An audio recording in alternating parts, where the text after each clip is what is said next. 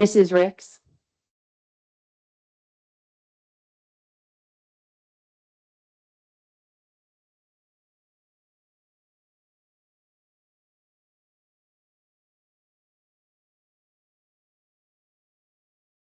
Good evening, everyone. We're going to get started. In accordance with the provisions of the Open Public Meetings Act, the Asbury Park Board of Education has provided adequate notice of this meeting by sending a notice of the time, date, location, and to the extent known in the agenda of this meeting to Asbury Park Press and the Coaster on March 27, 2026 via email. Copies of this notice have also been placed at the Administration Building, Bulletin Board, District Schools, Asbury Park Municipal Building, Asbury Park Police Department, and filed with the City Clerk on March 30, 2026. The mission of the Asbury Park School District is to provide all students with a comprehensive and progressive education where everyone possesses the skills and character to succeed in a diverse, evolving global society. Roll call, please. Ms. Glassman? Ms. Grossman? Here. Mr. LaRocca? Here. Dr. Maksud? Ms. Morris? Ms. Ramos? Ms. Ricks? Ms. Lisinski? Ms. Ackerman? Here. Thank you.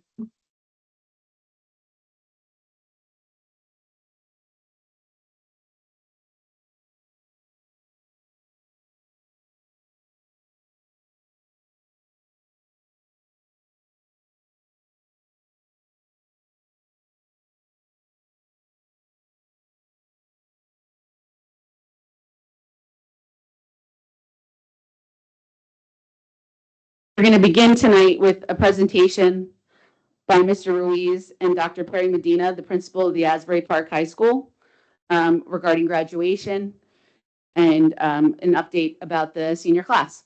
So.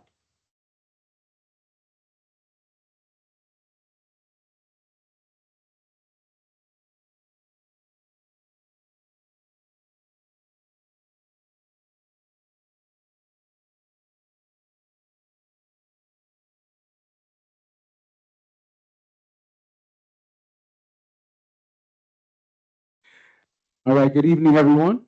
I want to thank you guys for coming out. I wanted to, this idea came to me by one of the board members, but more importantly, is from a conversation that I had talking about some of the great things that are going on in the district that we have not really had a chance to share with everyone.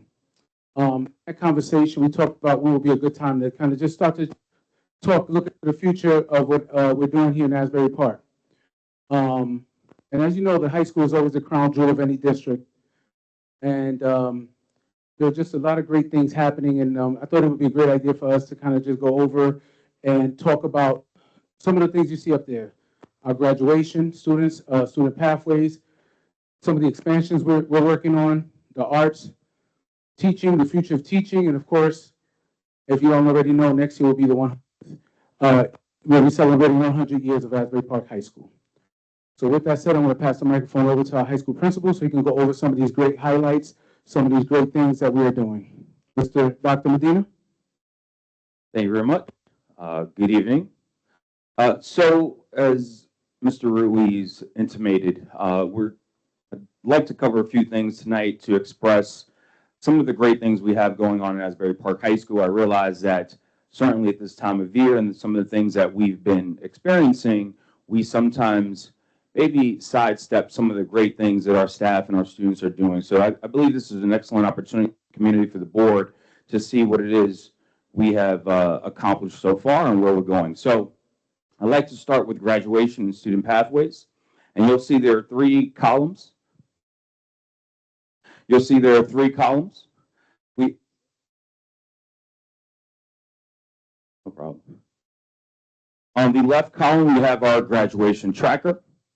Center column, student pathway survey, and some of our purpose. And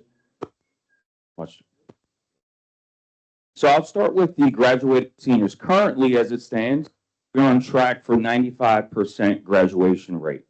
And that is a testament to the teachers of Asbury Park, the student dedication in Asbury Park. And this is not something that just occurred this school year. This has been a 2-year process. The guidance team and myself worked really diligently on identifying students based on tier, identifying what their needs are, creating interventions that really tackled some of the things that have plagued some of our students in the past. So there's no magic, there's no silver bullet, but there is grit, determination, and realizing that not every student has the same pathway to success. So on top of that 95% projected graduation rate, 14 of our seniors so far have scholarships. 44 have been accepted to colleges, 20 to trade schools, 2 to the military, and 10 are committed to the workforce. Students during their course of their high school career and kind of get closer to their senior year, so identify certain interests that they have. And that center column explains that. Sorry, Dr. Medina, can I interrupt you for 1 second? So on our 95%, what's our total our total senior class right now? So how does that 44 and, 20 going into trade school, how does that compare to? 85 seniors. Okay, thank you.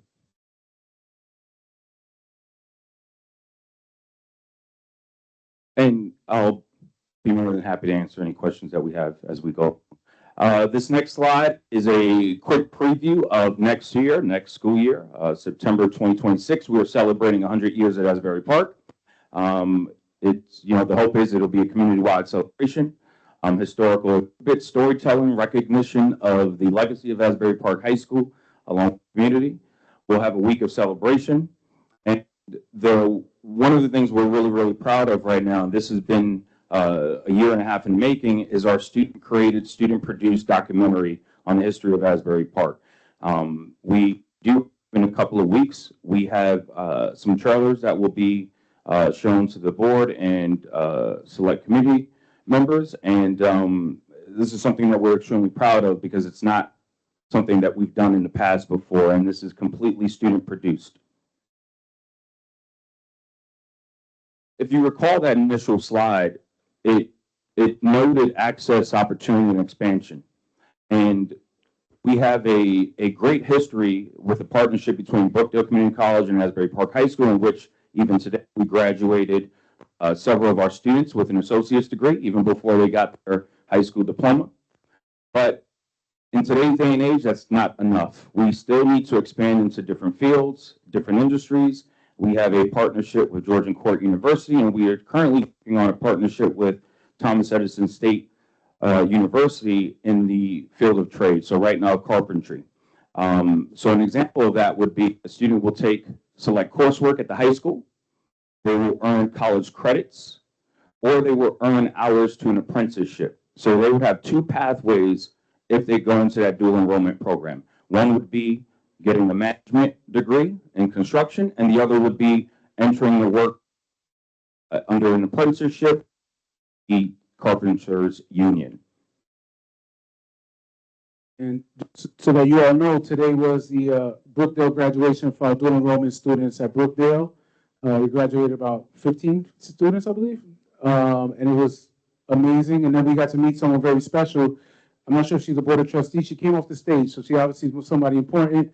Graduated at Asbury Park High School in 1955, and she came down and greeted me and Dr. Medina, and was just so proud of the work the kids are doing. And she just wanted to show her face, talk to us, and we invited her to the 100-year celebration. So it's just one of those things, moments that, like today, is a very special day for our students, and I just wanted to share that with everyone. Thank you, Mr. Ruiz. So part of this ecosystem of universities and colleges that we are partnering with, designed again to create multiple pathways. The theme is do a lot more with a little, and we've been fortunate to have partners who are committed to the students of Asbury Park. So I mentioned the Carpenters Union, but there's also, we would be, if Garden State Esports is able to secure the necessary credentials, we would be the first high school in New Jersey to be able to offer arts, entertainment, and design credential in the state of New Jersey. So obviously with Netflix coming in, preparing our students in a career and preparing them at Asbury Park High School where they have a leg up against the competition. One of the things that I've been committed to since becoming the high school principal is making sure that the weight and value of an Asbury Park diploma is equal or greater than our neighbor. And that's something I'm committed to. That's something I believe in. And I think that these partnerships begin to illustrate that. This is just some more information on what some of these partnerships can do with internships, workforce development. It is our hope that we will connect with local businesses to enter our students in paid internships, in which they'll be able to obviously be paid and also gain skills necessary to enter some trades. So things like auto mechanics, plumbing, etc. The long-term goal of this would be increasing our high school experiences, industry credentials, as I mentioned, apprenticeships, post-secondary opportunities, and very importantly, employment readiness. This has all been possible because we are modernizing learning at Asbury Park.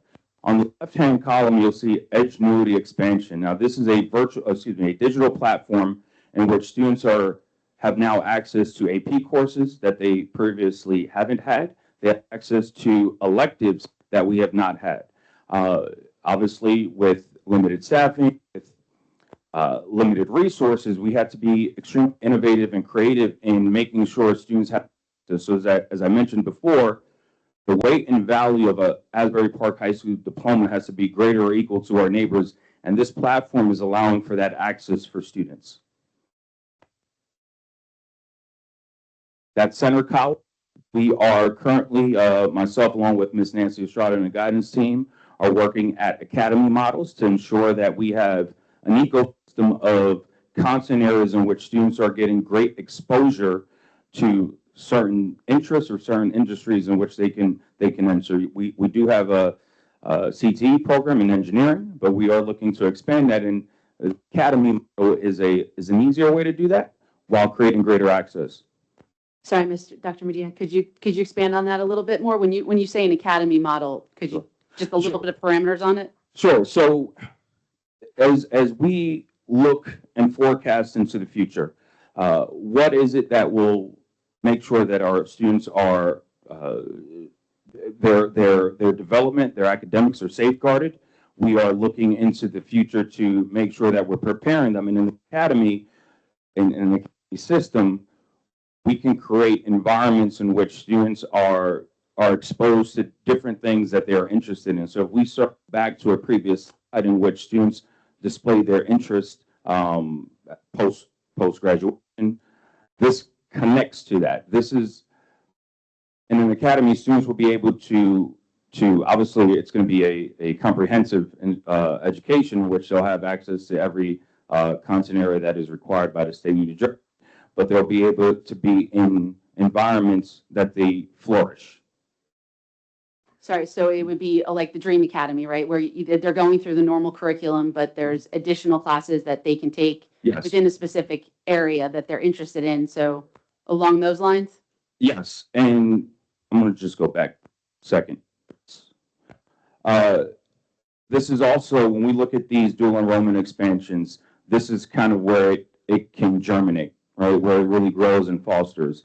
So for instance, for Georgian Court, there are going to be 3 areas in which students can develop some more interest. One will be in arts, the other one would be in public speaking communications, and the other one will be in the esports ecosystem. So media production, casting, producing shows. Georgian Court is an example of where that academy model can flourish. Are honestly in the beginning phases of that, right? So certainly more planning needs to happen, but this is an indication of where we can go with Asbury Park High School, given our limited resources as it stands. And I wanted to touch on that column, future focus, AI integration, digital literacy, career readiness. The AI one is particularly interesting. That one isn't going anywhere. And we have to safeguard against is teachers and students losing agency, losing their voice. So there is a commitment right now to make sure that agency, that voice is retained, maintained, and we dabbled a little bit with professional development for our teachers to make sure that they are not just plugging in and pressing play, but they're using AI to supplement, to deliver robust and, excuse me, and making sure that we are using AI as a tool to prompt learning and not necessarily just do the learning and teaching. So this is one that will certainly expand some opportunities and also, quite frankly, bolster teacher practice, bolster student learning. And right now, especially at Park High School, we're really prepared to take that step. So we're excited about that opportunity coming. And this is a significant slide. There has been a concerted effort to commit ourselves to arts education at Asbury Park High School, being that we are in Asbury Park, the cultural hub of Monmouth County. There are a lot of opportunities that have come in the last year and a half, or year and a half plus. I mentioned very quickly the student documentary, so expanded offerings, has led to things like media production, student showcases. We have a second art magazine that will be released in a couple of weeks.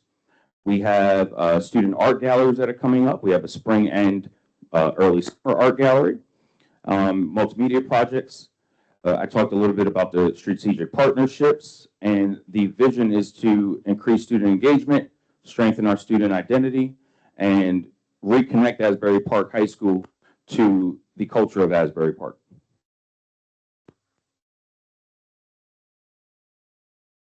And one of the last slides here tonight in this presentation is, if many of you, all of you, have been inside of the theater.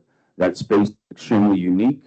It's unlike any high school in New Jersey. The architecture in there, the feel, the atmosphere is really something. And with that theater being renovated, and I want to kind of just focus on the right-hand column really quickly, there are going to be great opportunities for community re-engagement, revenue generating opportunities, student career development, regional arts destination, and expanded partnership. And we can connect that to that center column. And it's going to stem from and be grounded potential uses. So when we talk about students learning AV, audiovisual, we start to look at how to learn to do a live production. How can they record production? These are things that we haven't had access to in a little bit. And with that renovated theater, students will have a large platform to develop those skills. And again, connecting and forecasting to what New Jersey can become. I think we're all right. And I know that the question is renovated theater. I hear renovated theater, I hear funds. Just so you know, we awarded some SDA funds, which are specifically geared towards improvements in our facilities. And this is one of the projects among many that we're working on. So I just want to make that clear. Well, this last slide kind of just sums it up. The theme or where we are grounded is access, opportunity, innovation. We take great pride at Asbury Park High School to creating experiences in which students are going to leave us better. I think, Mr. Ruiz, if you have anything else, but that concludes my presentation for tonight. And I'll take any questions. For the questions, I want to just, first of all, thank you, Dr. Medina, for great work and just for us to see this vision of what the high school could look like. A lot of this work, as the director of curriculum and instruction, I've been engaged in with Dr. Medina and some of the other principals over the last 2 years. And some of these things were germinated by some of the people sitting right in front of me. Just conversations, connections that some of you guys gave us and said, hey, talk to this person, see what this person can offer Asbury Park, people in the community. And a lot of this was born of that. So some of the things you're going to start hearing about coming in the future, especially the 100th year anniversary of Asbury Park High School, just started germinating. You're going to start getting invites to some of these meetings. Some artwork, some art shows coming up that are, again, bringing timeless into the community, but more importantly, bringing the art shows here so the community can come to the district and see what our students are doing. And walking in here today to see this was amazing. So I just wanted to point out to you that this is not something that just started happening. It's been germinating for a while, but it's nice to see the progression and where we're going. We got a long way to go, but I think we're taking all the right steps, and even considering all the challenges that we're having right now. Mr. Medina, do you have any questions? Yeah, I have a question.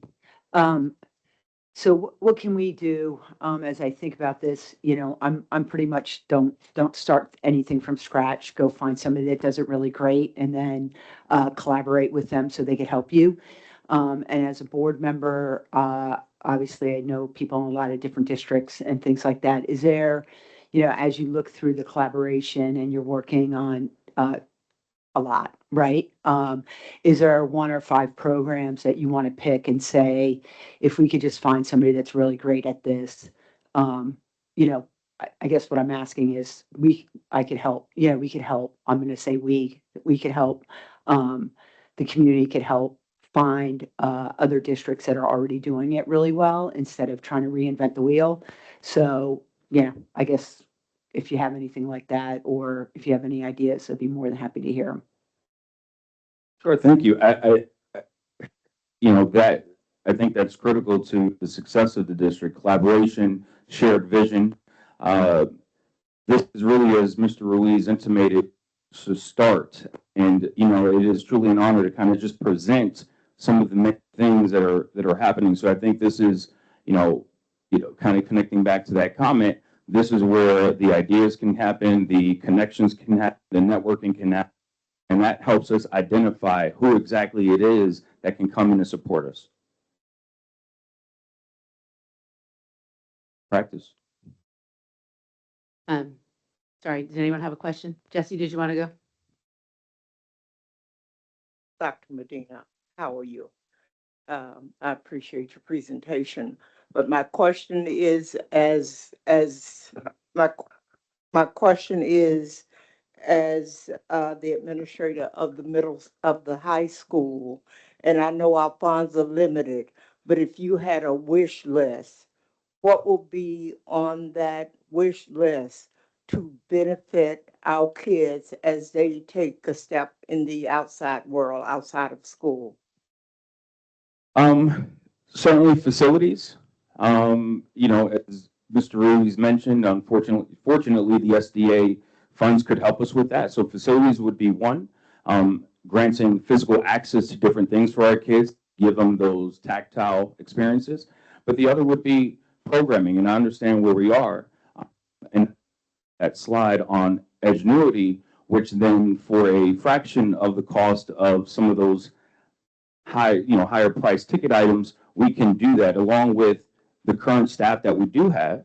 I'll simplify it a little bit. You can think of it almost like the new co-teaching model, right? With our expert teacher, who is a master in teaching and learning, with students accessing content that we normally couldn't offer, right? But being that we are in 2026, we have these platforms now that can give that access. And with a live teacher, the great teachers that we have at Asbury Park High School, they can facilitate that learning and make sure that that access isn't wasted. Dr. Medina, could you go back to the very first slide? So one of the things that made me talk to Mr. Ruiz about this presentation was I wanted to hear about our graduating class, right? I want to know that this is me speaking on behalf of myself, but I thought it would be great for the board to know, right, where we stand, where our graduating class stands, and if we can help in any way, where does that land, right? So, sorry, if you go back, oh yeah, so no, that's right, I'm sorry. So we've got 44 of our kids going to college already accepted. That's fantastic. Thank you. And we've got 20 going to trade school, and then we've got 12, 2 going to military and 10 into the workforce. So for those going into the workforce, I guess, well, actually, for all of them, I would offer up myself, and I think most of the board members would also volunteer to speak with any of them about anything, going to college, their first year in school, in college, any of it. But then also what I really wanted to try to offer up was to try to find ways, and along the lines of what Ms. Grossman just said, ways for the community to help maybe our 10 who aren't sure what they're going to do next, or maybe they're not doing exactly what they want to do and want to try to talk to people to try to help them find their way to what it is they really, really want. And I realize we're late in the year, but whatever we can do, I'll offer myself up and I'll open it up to the rest of the board members who would be willing to help. We can do to help our graduating class succeed as they leave Asbury. I wanted to offer that up, and that was one of the things. And I think these statistics are great. I think this is really incredible. So thank you very much to you and everyone at the high school and the whole district who has worked so hard. And then the other thing I wanted to it's going to sound like I'm putting more on you, but it's not really what I mean. What I would love to see, and I think all of the board would probably love to see, is your vision for the 100-year celebration so that we can kind of get in ahead and help make sure that everybody knows and everything else. Sorry, before I go there, when's graduation this year? If we could just let everyone know. June 23rd, 5 p.m. Great. And will it be in the high school this year, or do we think it'll be outside? Stadium. Stadium? Yes. Awesome. Very excited. So June 23rd, 5 p.m. for graduation. For both the 100-year celebration and also your vision for the dual moving forward. I know you mentioned that you're working with the Carpenters Union already, and we're going to have a presentation tonight from Maplewood. But whatever, even the highest level, even just a 5-deck set of slides of this is what we're looking at. These are, what your anticipated timeline would be, what your goal timeline would be, and where we can all start bringing the community in to help, and we as a board can help you. So I think if we can get a plan from you whenever you're able, I think that would be the next best step, and we can start divvying up work and doing that. But that's what I would love to see, to the extent you're able, whenever. That'd be awesome. I could do that as early as next week. If I can comment on that, it's, I do prefer and like to come with something a little bit more materialized so that it isn't just kind of an idea, right? It's something that we can kind of see and figure out. But I think we are at a point where it is no longer premature, and we're in a spot where I think people can sink their teeth into it, right? And then help use the board's strength and interest and network to make sure that the opportunities for our kids exist. I will say, when I was campaigning, and even now when I run to when I was campaigning, and even when I run into people on the street now, literally 100% of the people in Asbury Park ask me what they could do to help. So I say this all the time. I think we have a community that has a characteristic of helpfulness. And so I think we just got to figure out how to tap into that. Absolutely. Thank you. Dr. Medina, we've talked about these programs for a few years. And I've had conversations with you about one issue in particular. These are great programs, but this district has done almost nothing to bring students back in by promoting all of these programs. No one knows these exist. No one knows these are in the plans, and with about 100 students per grade, it's not enough. You all know it, but it's for the administration of this district and the staff in this district to do something to get the word out that this is a great school district, that the programming is great, that the environment is great, and literally we have failed. And so maybe you could talk about what plans you have to get the word out, to use this as a magnet to draw kids into this district. Thank you, Ms. Glassman. I think, certainly if this was the same time last year, it would have been a little premature. We didn't have enough traction. Our kids do great things. They do great work. We have staff who set them up awesomely. One of the things that in my humble opinion, that we may have had challenges is defeating the ghost of Christmas past. Everybody, we're a soft target. We're an easy target. People love to say things about Asbury Park. So before I felt comfortable as a principal to put that out, I wanted to make sure that we had a strong enough foundation that no one can knock it down with hearsay or anecdotal evidence to say otherwise, excuse me.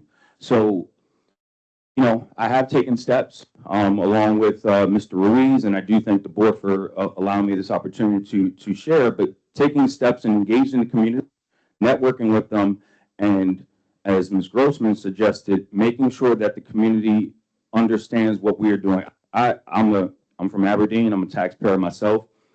Understand where and what our investment should be. You know, educator, this is what I'm supposed to be doing. So I want to make sure that the taxpayers can be proud in what we're doing. So I agree.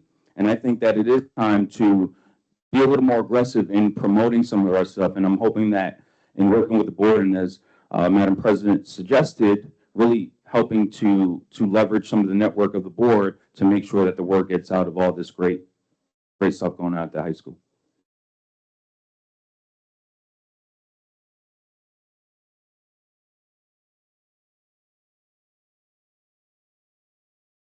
Clarify the SDA money that they've committed or haven't committed yet? And if they've committed, is it enough, or will that be part of our role to go out and get alternative funding to help with the facility? Because I think you're right. We've got to have the facility. Microphone.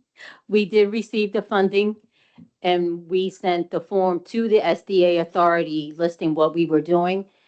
So we listed the high school auditorium and the first and second floor bathrooms. Tuesday, I had a meeting with the architect, so they are working on the bid specs for me. So we can, do it properly and they're gonna go in and pretty much just the bid specs, so I can put it out and get the work going. But the funds are set aside There. already for Thank it. Mhm. That's great. part of the 26-27 grant, not the No, 27-28? 25, 26. 25-26. Mhm. Okay. Mhm. So the money's already here. We already have the It's money. the million from last year that we Oh, got. okay. Yeah. So we received that money. It's set aside just for the high school project. And just All right. you. Wonderful. Thank you, Thank you. Dr. Medina. Appreciate it.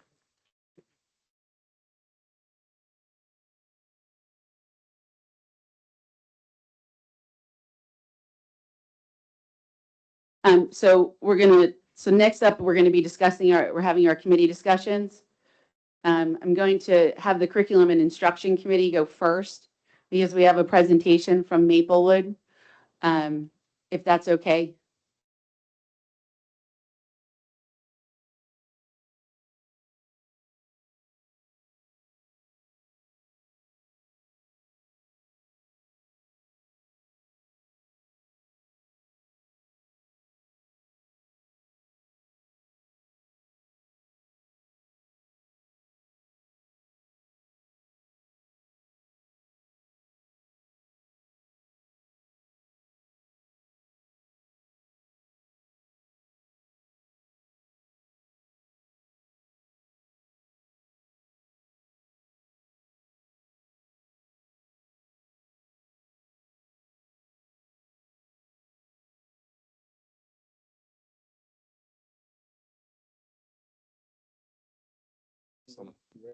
Okay, testing. Okay, so President Ackerman, Superintendent Ruiz, fine folks at Asbury Park. You hear me? Is this better? Okay, thank you so much. So my name is Mike Schloff, and I created a company called Maplewood Shop 10 years ago to help all children develop life skills using woodworking as the medium. Better? Yeah? Oh, this way? Okay, thank you. So my name is Mike Schloff, and I founded Maplewood Shop 10 years ago to help all children develop life skills using woodworking as the medium. And when I was a boy, I was that kid who could not sit still. My parents got a letter in 7th grade saying you should be ashamed of your son. And it wasn't that I was smart or I was dumb, I just couldn't sit still. And the school system was not set up for kids like me. Today, everyone knows a kid like that, right? And so I volunteered at a maker fair and 11 years ago and had the idea of realized working with kids that I'd found my passion, my calling. And so I created a storefront woodworking school and then very quickly met a teacher who said, boy, I wish I could do this in my classroom. And that's when I invented a portable workbench that you'll see and a training program for teachers. So similar to what Dr. Medina was talking about, how do we take our existing wonderful teachers and enhance them, give them more skills so they can bring back an old way of teaching, which was hands-on learning, project-based learning. I mean, the initiatives that were just discussed are things that we can help enable without having to reinvent the wheel, as I think Ms. Glassman said. So what we're really trying to do, and I should mention that we partner with the Carpenters Union. While I am a union carpenter and my company is a union shop, I can't speak for the Carpenters Union, but I've worked with them long enough to relay a number of points. So the biggest thing is our goal is, like it says, help your children get interviews when they graduate. So that, why? Because they're going to know math. They're going to know how to collaborate with other people. They're going to know how to ask for help. They're going to know how to give help. They're going to know critical thinking, how to solve problems on the job. And the list goes on. And ultimately, again, how do we keep students in district, and how do we start early so that before our students are psyched out and thinking, oh, I'm bad at school, help them realize they have a gift in their hands. They may not be good at sitting still, but there's a lot of jobs that require you to not sit still. And AI is probably going to replace a lot of the jobs where you do sit still. So ultimately, how do we help these kids take a pathway starting in middle school into high school and beyond, and get the good jobs that are happening on the shore, all these developments with Netflix, and keep generational wealth here in Asbury Park? So what we're talking about are some pilots this school year in the middle school, then introducing a more robust program in the fall in the middle school, which can act as a feeder into the high school, where there's an incredibly talented teacher who's already teaching engineering, but help enhance what he's doing, Mr. Gould, and then other teachers so they can teach and bring woodworking in. The high school program is the Carpenters Union pre-apprenticeship program, and it's worth up to 16 college credits while they're learning these valuable skills. Our programs don't use power tools, which is interesting for a few reasons. One, it removes any teacher credentialing. Because there's no power tools, it's just viewed as project-based learning. I should mention, well, I'll mention that in a sec. Second, we can upskill any teacher. So we've trained probably 500 teachers around the country in the last 10 years, 10% of which had any background in woodworking. So your existing phys ed teacher, math teacher, science teacher, English teacher, as long as they're curious, a little, visual spatial, they make wonderful teachers. Then our bigger vision is starting young. Through COVID and so many other reasons, social media, our kids haven't learned math facts. We see reading scores are in this decline. And so how do we engage kids? Our program's basically about starting with something that's concrete. You can hold it, you can feel it, you understand why something math doesn't work because the parts don't fit. It's not a worksheet.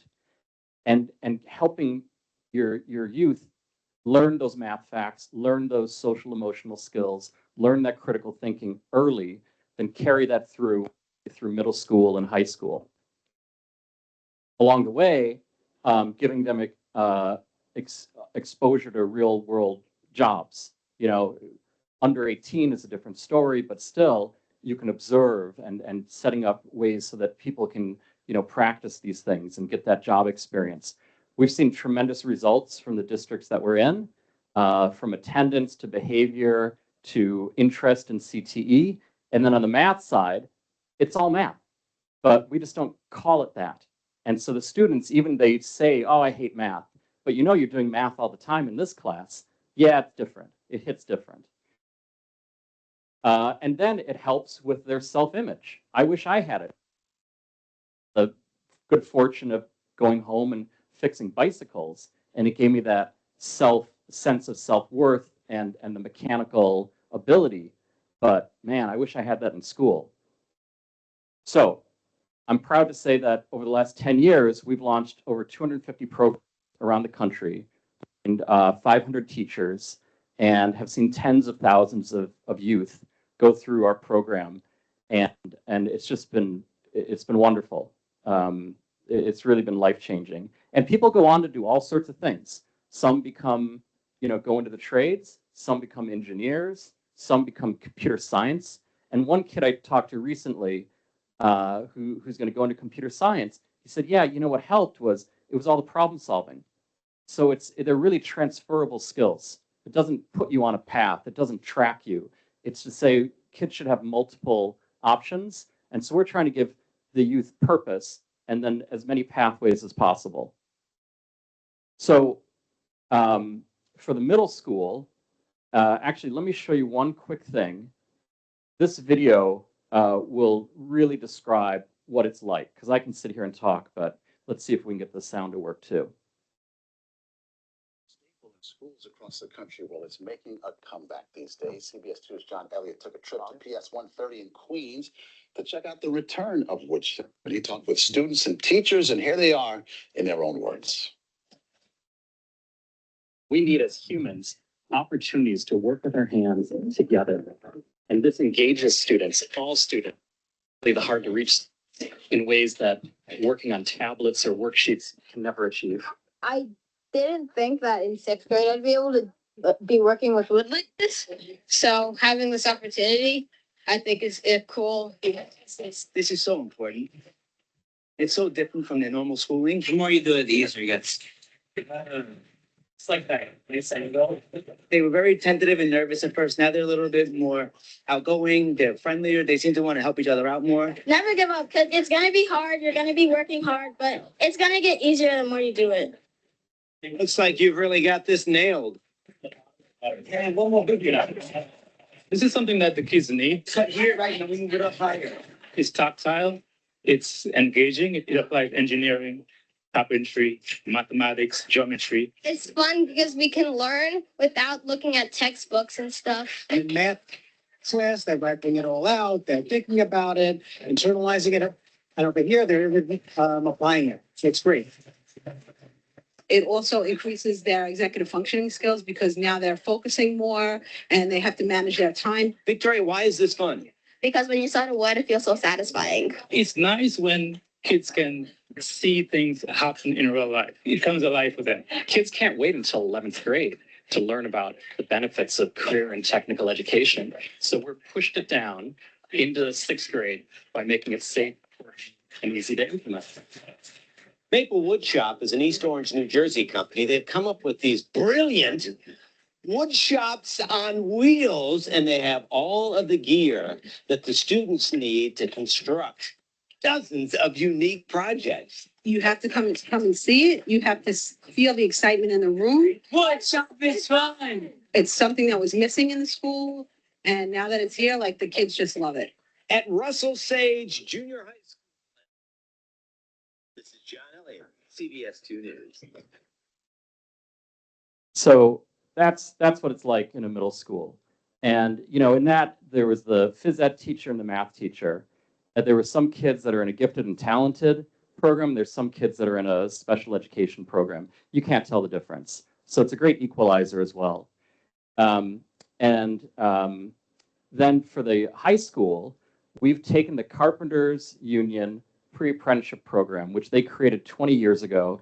It's incredibly well thought out. It's approved at the federal level, and we've adjusted it to work again without power tools so that any teacher can teach it.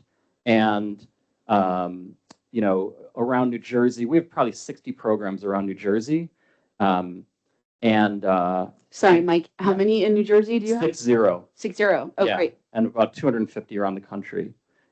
So like in Camden, it was the physical education teacher, and then the head of the math department wanted to take over. In Carteret, it was a engineering teacher. In Hillside, it's a science teacher. And so the list goes on of who we can train. But the students, even, what the vice principal said from this school, the Camden's Promise Charter, said, these kids made me lose sleep. They took years off my life in middle school, but now you'd never know because they're so engaged. And we'd also like to help the school district have a leg up on all the charters that are around here to help keep kids in district. And, so instead of losing kids to either a charter or vocational that can offer this, you keep 6 kids and it pays for itself. So, and then, it's a 3-year sequence where they're starting with, small projects, then going to larger projects. Some of the larger projects, they're not make and take, which by itself is wonderful because they're contributing to their own home. They're creating furniture and other items that, their family can use. The larger projects are make and donate. So a little free library, furniture, things to, help strengthen the community. And then the 3rd year, the capstone year, they're learning residential construction, making a doghouse, but enormous doghouse. So learning framing, sheathing, everything, roofing, and then also a staircase. And each year, they're getting certificates of completion from the Carpenters Union that are accredited by Thomas Edison State University, which Dr. Medina mentioned earlier. So everything's kind of tying together. And then the carpenters are coming in, doing visits, helping the high schoolers understand what life can look like afterwards, where there's high-paying jobs, worker protection, healthcare, pension, and then also coming to the training center in Edison and seeing what's ahead. So helping kids understand what might be possible. Again, as many pathways as possible. Finally, we can help track. I know it's a lot of words, I won't read them all, but tracking the data so we can understand what's the impact, whether it's math or behavioral or interest in future careers, with the goal of keeping kids engaged and then helping them see a future here in Asbury Park and creating generational wealth here. So I think I'll stop there and happy to answer any questions. So Mike, I just had a quick question. I know you're not necessarily speaking on behalf of the Carpenters Union, but with the dual program where they could get credit and then also hours, is it a set number of hours towards their apprenticeship, or is it based on how many hours they're able to actually contribute through high school? Oh, that's a great question. So in the high school, it's a pre-apprenticeship. And so in the pre-apprenticeship, each level, the project-based learning is like 50 hours in the year in the first year, another 50 in the second, and 100 in the third. But if it's offered, the more hours given, the more time there is for math and other education around it, career exploration. In the apprenticeship after high school, to get into the apprenticeship, it's competitive, and so they have to pass a math test, which they should be able to pass after these 3 years, a drug test, have a car, which is often a barrier, and there's various groups working on these wraparound services, and then pass the interview. And the interview, it's interesting, the carpenters would rather hire a young person who has the aptitude and the interest and the personality, someone you want to work with, than someone who's really skilled, right? So they don't mind that they don't know power tools yet. They're like, we'll train them our way. We like that. But they know how to measure, they know how to collaborate, they know math. And so with the apprenticeship, I think it's I forget if it's 900 hours a year. I forget the exact That's number. okay. Yeah, I didn't mean to But put it's you a on the spot 4-year about that. apprenticeship. Yeah. And then once they become a journey person, they can be earning in construction upwards of like $58 an hour plus benefits. So it's a really incredible, it's like a golden ticket. But the idea here is this gives them a leg up on getting into the apprenticeship post-graduation. Yes, because they also have a relationship with the local union rep. And unfortunately, there was an event tonight they couldn't join, but they're going to know the union rep, and the union rep can vouch for them. And so it's not direct entry. However, it definitely helps. Definitely gives a leg up. Thank you. So as your program is offered in the high school, 11th, 12th grade, you view it as competition to a vocational carpentry program that might be that is offered, at least in this county, at the county vocational school. But you argue you would beat that competition through the connection with the unions that you just discussed and the college credit that's offered. Do I have that right? That's a good question. So there's a couple overlapping things. The idea is if our strategy is to keep kids in district and not lose them to charters. So yes, all the things you mentioned about college credit relationship with the Carpenters Union are true.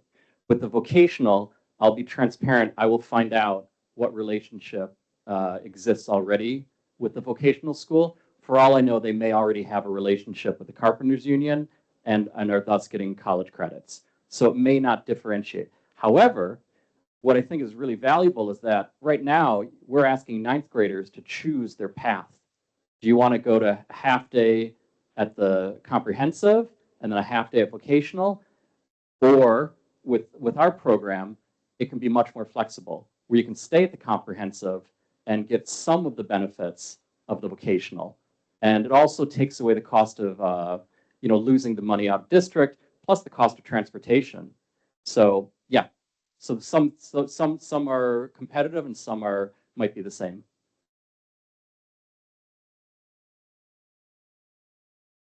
All right. Thank you very much, Thank Mike. you all very Appreciate it.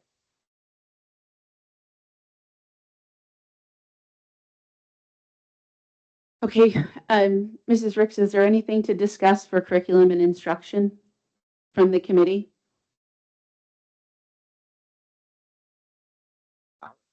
Nothing to discuss from me unless Mr. Ruiz would like to add something. Yeah, we don't have anything but one item that we wanted to vote on only because it's going to happen the date of the next board meeting. So I figured today would be a good day for us to look at it. And that is for G Funk Entertainment, 2-hour interactive event to serve families. I think this is part of our preschool program. And it's just an event that's coming up. It's going to happen on May 27th from 4 to 6 p.m. at Bradley Elementary School. So I just wanted to put that on the agenda. Thank you.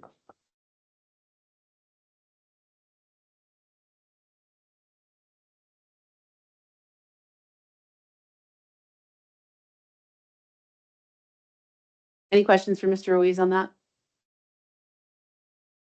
All right. Should we move on to athletics, Mrs. Ricks? Good evening. For spring sports, the high school track and volleyball, as well as the middle school athletic programs are doing very well. Their participation numbers are high, and it makes competitive in most matches or games. And also, the short conference meeting scheduled all of next year's winter sports, and we're honored with plaques and division championships in boys soccer and wrestling. And that's the report. All right, thank you. Next is communications, Ms. Ramos. So we had you and I and Nadine had a conversation, and I sent out an email for a parent engagement event, which we're going to connect with Miss Morris, Miss Ricks, you and I, to hopefully go out into the community and meet our parents out to hear what they're looking for in improvement in our school, how we can help them, as well as pick up with our community advisory group and continue exploring that, as well as just adding in anything else that you may want to add in. I was out the last meeting, so I'm just catching up at this point. That's fine. I think the next step really should be that we start to get some locations and dates together to propose to the committee. So I sent out that email, just waiting for some responses, and then I'll follow up with you guys. I'm also gonna add in Miss Maxgood, so because she's a parent, see what we can figure out and get those locations set up. Okay.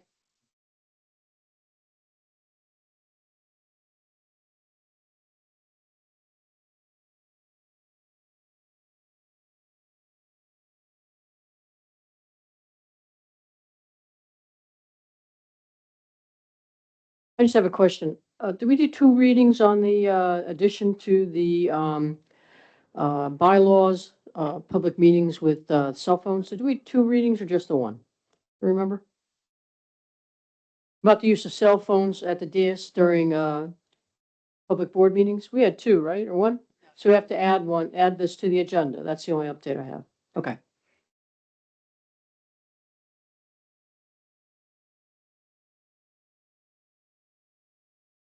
Buildings and grounds?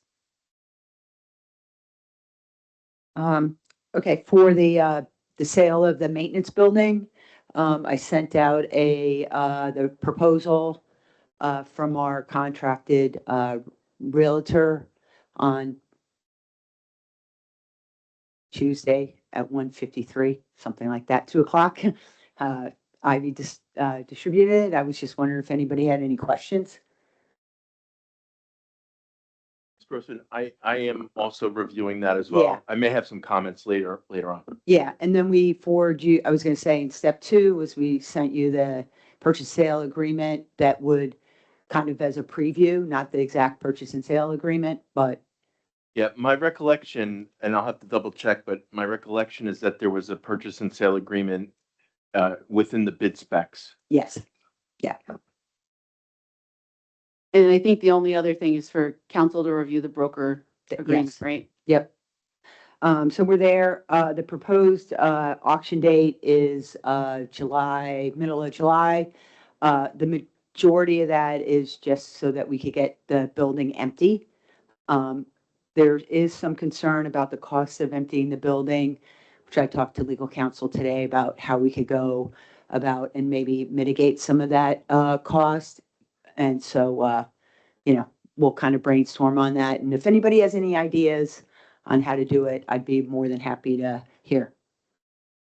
Are there any restrictions on us disposing of or selling materials or properties that were purchased with district funds? Yes, there is. Depending on the value of the item, there is a process by which the board would have to authorize the disposal of certain equipment and property. Is it the $2,000 limit as well, or? I think it might be 500, Okay. but I'm not certain. No, that's okay. I won't hold you to it. I was just curious if it aligned with the. If we could get that amount as we're getting organized, that would be great. Yeah, there is some thresholds where you could throw it out. You could donate it to another district or nonprofits or some opportunities there. And then beyond that, there's auction options. So you could do it by pallet, Okay. and just get rid of chunks of things that way too. That's great. Thank you. I have a question regarding the McNish Center. I know the McNish family is interested in the plaques and anything that would lift their mom up. So what procedure would they have to go through to get those items? I think can I Ms. talk about Grossman this? has, because they came a couple meetings ago, Ms. McNish's daughter, Jessie. That's okay. No, so Jean drafted a letter that we'll send to Jean Ms. Brown. McNish. And the idea was that we will, if they want to take them, obviously, I think we would probably have to just vote. So That's fine, but we also would offer to keep them in the building, in one of the buildings, as sort of a thank you with the plaque in the building and anything, whichever they would like. So I think, Jean, maybe if you want to update your letter to reflect that we'd be willing to set it up here in one of the district buildings or return it to them. Okay, so we are in touch with the family. We'll stay in touch with the family. I'm Yes. going to distribute the letter No, tomorrow. the letters hasn't been reviewed by anyone. Jean drafted it, so it's just, we're moving it through the process, but that it's on the list. I'll move off the maintenance building to the Dorothy McNish building, the sale. So we really have to think about our options to maximize income on the Dorothy McNish. It's zoned R1, which is residential, single family. There's no parking at all on the corner. So I believe that it was budgeted to sell at $650,000. I think we just have to confirm, like, officially what the zoning is, and so I think we can ask. What is that? The zoning map of Asbury Park. So I guess the question is if it's zoned as a residential single family, how are we not using it as a residential single family? Right, I think that's the next step is to check and see if there's a variance. Well, and then can we pass the variant? And, I'm just trying to figure out if we could sell it for the amount we needed to. Yeah, no, I think we just need Adam to take a look, Mr. Weiss, if you confirm whether or not we have a variance. And then maybe we can look at next steps and maybe it's something where we can reach out to city council so that we can do something That's good. the next steps. And then the evaluation of, as we get the evaluation done with all the buildings, we'll make a decision on. And that's the facility assessment, right? So that's Yes, what you mean there. So that's Facility assessments scheduled. And we'll get a list of all the facilities, the state that they're in, the amount of money it'll cost to get them up to standard. And then we'll move on from there. And that's being done by, just in case people didn't know, that's being done by a third party that we've contracted with. That vote was taken a while ago, and so that's going to get started the end of the school year. That's correct. Yes, they're going to start with Barack Obama first, and they're going to start before school ends, because that school has no air conditioning. So before it gets super hot, they're going to start there. When I met about the high school auditorium, we discussed that as well. Yeah, it's our architect and engineer of record, so. Thank you. Did you want to give an update on the mini pitch or? Yeah, you can go ahead. You want me to do it? You want to do it? So the board was approached by, I think everyone recalls, the U.S. Soccer Foundation. I always say federation, it's supposed to be the foundation. We, as a committee, have had the athletics committee and buildings and grounds have had conversations with council there. Our council has reviewed the contract, sent back comments, and we're in agreement on the contract at this point. The federation, we made it very clear from the beginning that to the foundation that we didn't have any funding to contribute to this. They've agreed to cover the costs for the underground lighting, which is the only thing that would really cost the district money. So where we are now is we have two open items, and I think most of them fall to you, Mrs. Brown and Mr. Goldfarb. The first is to find out what we need, what it's going to cost to take down the basketball courts. If you have an update. I don't have a cost yet. Mr. Goldfarb is working on that, and our electrician can do the lighting. He was going to go further. I'm like, no. If anything's going to cost us more, we're going to tell them no. But he was already moving forward. I'm like, nope, pump your brakes a little bit, But I'll follow up with Mr. Goldfarb about knocking the basketball. Yeah, the pole, just the baskets down, the poles, yeah. And they can move the bleachers and put them back, he said. Yeah, the bleachers, we'll put on the other basketball court, yep. And then on the electrical though, what you're saying, he was ready to start trenching it. So does that mean that, do we have any lighting on the stadium side that could negate the need for any of the electrical? Because the way they explained it, they could bring in the pitch, put it in with or without the light pole. So I guess that was the only other open question, but we can, depending on what that is. So He said we can install lights to the existing wood poles that are in place. Yep. I think we wouldn't need to do that. We would just put the electrical in the pole that already comes with the pitch from the foundation. So so it sounds like we don't have existing lighting, so we're going to have to do something. So they'll cover that cost, so we can get back to them, I think, on that. And then, I'm sorry, I have to ask a question because this.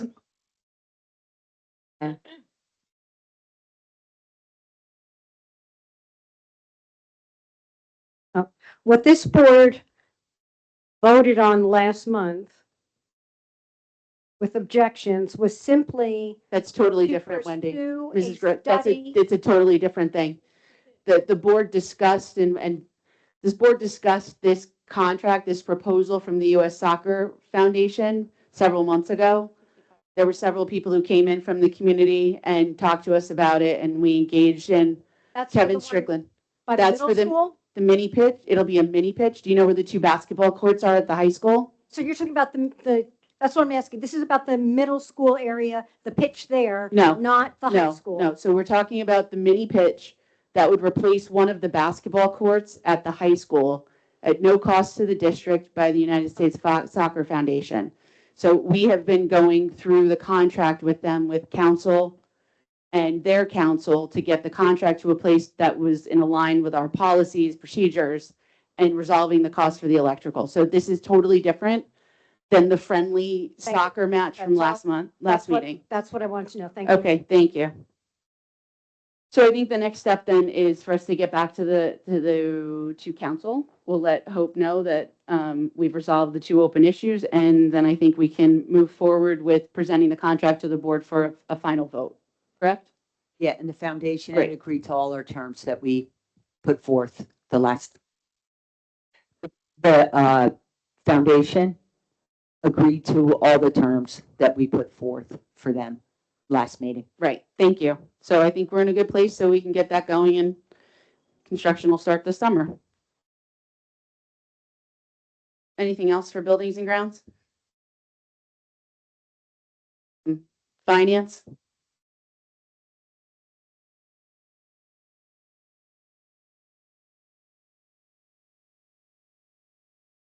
Moving ahead with finance, one thing based on some board member feedback, starting in July, I'd like to begin to put together, in light of what the balanced budget is for 26-27, begin to report on the projected deficit for 27-28. As some of you might know, anytime a one-shot contribution of revenue has been made, there's been some structural changes, but there's also been some one-shot revenue added in order to balance the budget for the year we're going in. That means immediately as of July 1, we're in something of a deficit for the next year. And it sounds like there's interest in the finance committee beginning to report that as we move on. And then everything from October census date, and we see what enrollments are at the charter schools compared to what the budget is. Are we up? Are we down? That those estimates continue to be reported on a regular basis, and we know where we are. On the proactive side, we'll just be working with buildings and grounds as we look at facility costs and usage and that sort of thing. I'd also like to look at the funding outside of the operational budget and have a more comprehensive report as we go into the year as to what the amount of those funds and where they are planned on being spent throughout the year. As you notice this past year, many times an issue will show up on our agenda and it'll be these are funds that are outside of operating, but in the context of what overall plan were those funds committed. On a more minor point, bills and claims, are you okay, Ivy, if I just put together or Jean and I might put together just a list of questions from the last, it's really going to be 2 or 3 presentations of bills and claims where we might not know what a particular vendor name consists of. And then finally, I just went back to some state information way back when they first sent out the state budget. State review referred to their budget for K through 12 education as including investment in evidence-based literacy tools and high-impact tutoring programs that would be available for the districts. Have any of us seen those kinds of things that we can employ going into next year? I think we just got that grant. I just got the email today. You just got it today? Yeah, we just got Okay, it today. thank you. All right. That's it. Okay, great.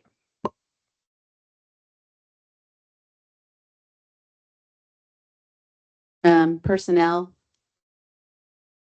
Ms. Maxud, do you have anything from the committee? Sorry, I can't hear you. Ms. Jackson Byers, is there anything that you needed to raise? No, ma'am. Okay, thank you. Legal will be discussed in executive session.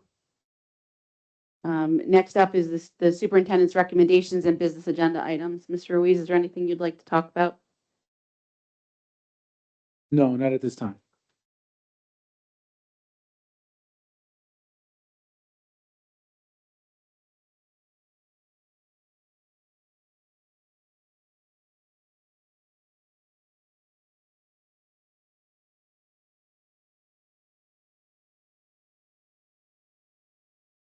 Maybe you like those.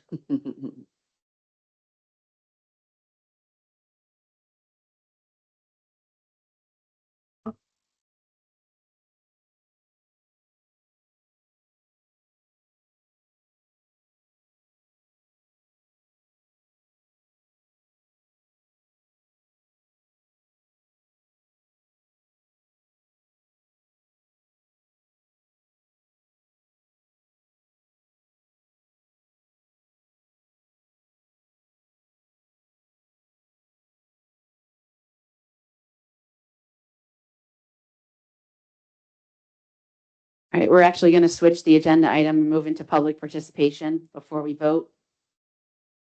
In accordance with Board Policy 0167, the Asbury Park Board of Education recognizes the value of public comment on educational issues and other matters of importance and provides members of the public with the opportunity to express themselves on school matters of community interest. The public comment portion of the meeting is not a question and answer session, and public comments shall be directed to the board president the board president. Members of the public who wish to make public comments must be recognized by the board president and provide his or her name, municipality of residence, and group affiliation if applicable. All public comments shall be directed to the presiding officer and are limited to 3 minutes in duration.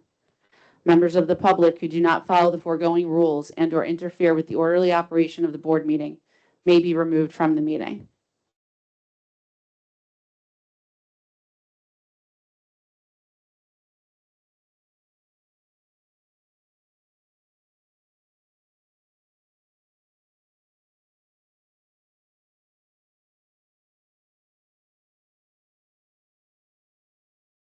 Good evening. My name is Michael Zajac. I reside at 3 Brookside Street, Farmingdale, New Jersey. I'm also the Vice President of the Asbury Park Education Association.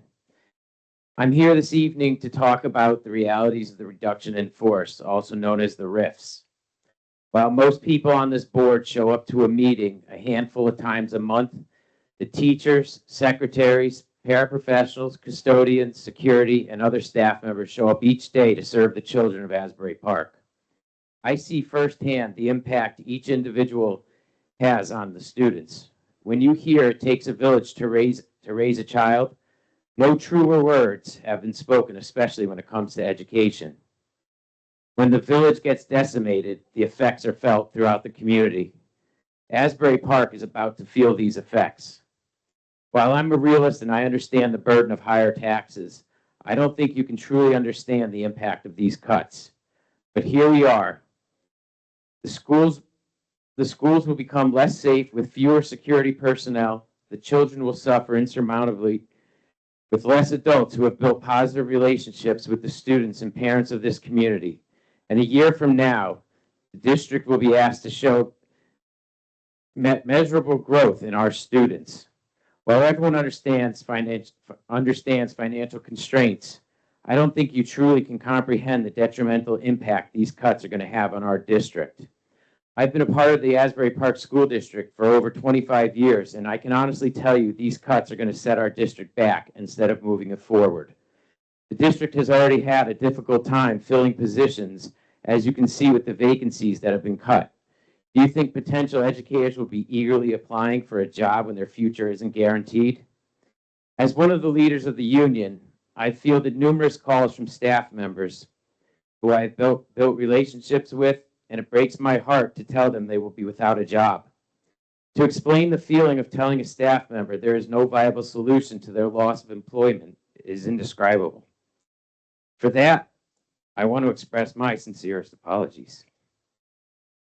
So, I urge the superintendent, state monitor, and the board to please do everything in your power to make these teachers, staff members, colleagues, parents, and most importantly, the students, please make them whole so we can provide them with the opportunity to provide a thorough and efficient education.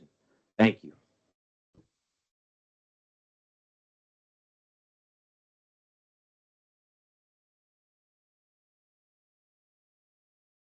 Good evening.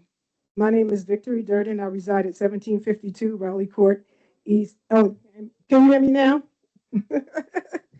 Okay. My name is Victory Durden, and I reside at 1752 Raleigh Court East in Ocean Township. I'm here to speak on behalf of myself. Just a little background, because most of you don't know me. In 1995, Social Services had a program called REACH. And this program offered me a position as a per diem position at the Early Childhood Center in Asbury Park, which was the building across the street from the middle school, the church. That ended in June of '95. During the summer, I walked through the then Bangs Avenue School and was informed that they had been looking for a secretary. I applied and was hired, and that began in September of 1995. During the blizzard of '96, I had a daughter. She is now 30 years old. I've been employed by the district for over 30 years. I am a valued, tenured employee who is versatile, who loves this place, who grew up here, having worked in different capacities and buildings throughout the district. I love Asbury Park. As I said, I grew up here. I attended the schools. Not only did I attend, my mom, my friends, my kids, my grandkids go here now. They attend the schools. And it's just a tradition for us to go to this district. I've been happy to have the opportunity to give back to the community. I've seen students grow before my eyes, and even now I can't believe that they are grown-ups now, most of them. I've always been one who has done my job to the best of my ability. This is what I'm known for throughout this district. Not only from the staff, but also the students know that I'm going to do it by the book. From being on welfare and obtaining a position with a pension and holding it for so long, in my opinion, that's a success story. Please consider your intent regarding my case. With my versatile, adaptable nature, a move throughout the district and not a layoff will surely benefit all stakeholders. I say all of this because I have just a few years, I'm touching retirement again, and I have been here for 30 years. I'm sorry, I'm nervous. I'm truly dedicated, and I'm a dedicated employee. You can ask anybody. Please allow me just a few more years so that I may have time to plan an appropriate exit. Thank you.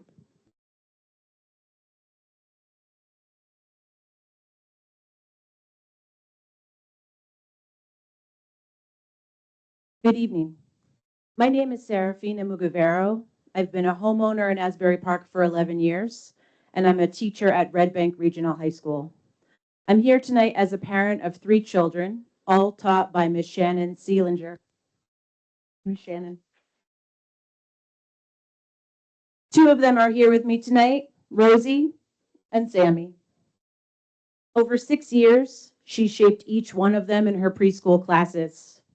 When your child runs full speed into their teacher's arms every single morning, you know they're in the right place. That's the kind of teacher Miss Shannon is. She has given 23 years of her life to this profession, 22 of them at Alphabets Preschool and 1 here. She's not new to the district. She balances literacy and numeracy foundations in one hand and a child's emotional world in the other. She makes space for dramatic play, for big feelings, for the whole child. No matter what's happening in her life or in one of her students' lives, she walks through the door with a smile and creates a safe place for every child in her care. Miss Shannon didn't only teach my children, she loves them. She still shows up to their soccer games. We still send her first day of school pictures and milestone moments. That doesn't end when the school year does, because for her, it was never just a school year. Every child who leaves her classroom leaves more confident, more curious, and more ready for the world. As an educator, I urge you to prioritize retaining quality teachers and not increase class sizes. It will be the kids who suffer the most. Teachers and teachers' aides are the beating heart of your schools. How many administrators who earn six-figure salaries does each school truly need? Pay your teachers what they deserve and grant them more autonomy. It's the only way you will see the quantifiable growth that you hope for and access to the diverse pathways that you discussed tonight. Accessing 20 teachers, 7 aides, and others will gravely impact the future of this district. Thank you.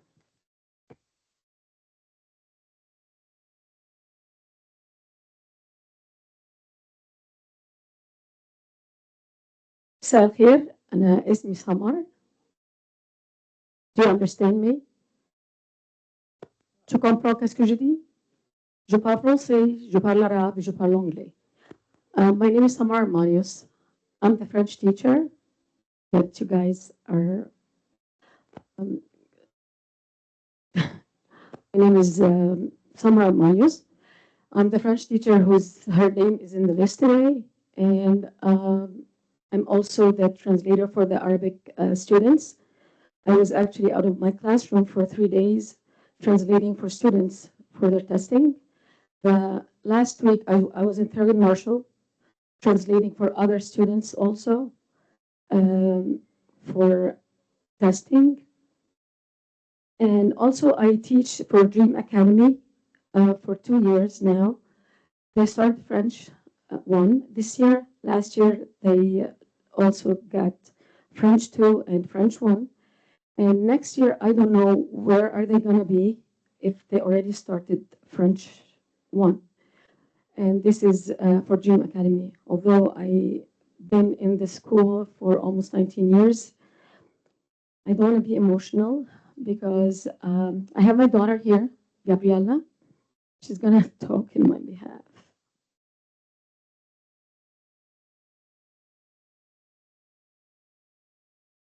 Good evening, Madam President Ackerman, to the members of the board, to the audience. My name is Gabriela Armanos. I'm a third-year law student, and I'm here on behalf of my mother, Madame Summer Armanos. And because after everything I've watched her give this district, standing up here is the least I can do. My mother has been teaching as a French teacher in Asbury Park since I was a toddler. I'm 23 years old. That means that for as long as I have had memories, this district has been a part of my life. Abstractly, and not concretely.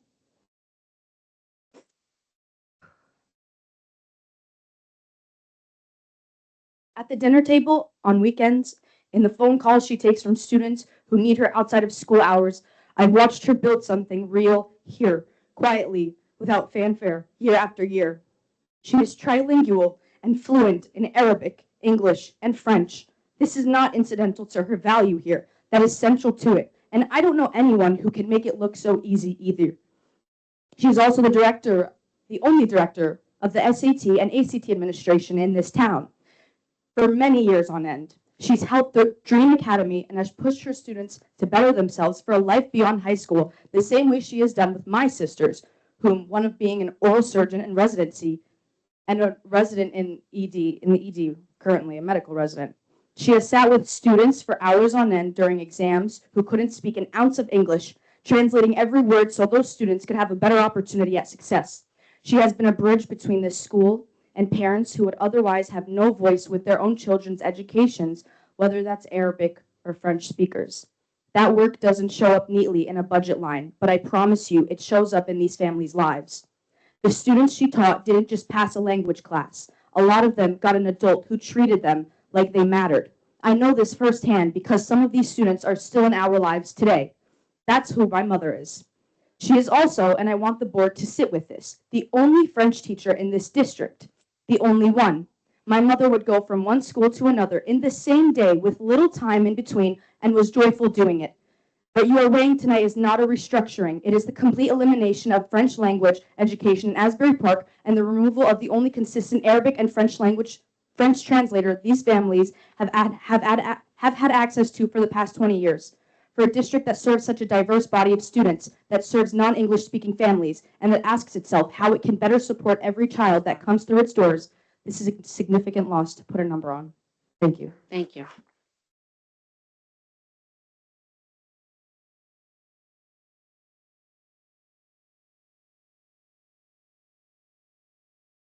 Good evening. My name is Allison Wright. I'm a preschool teacher at Bradley Elementary School.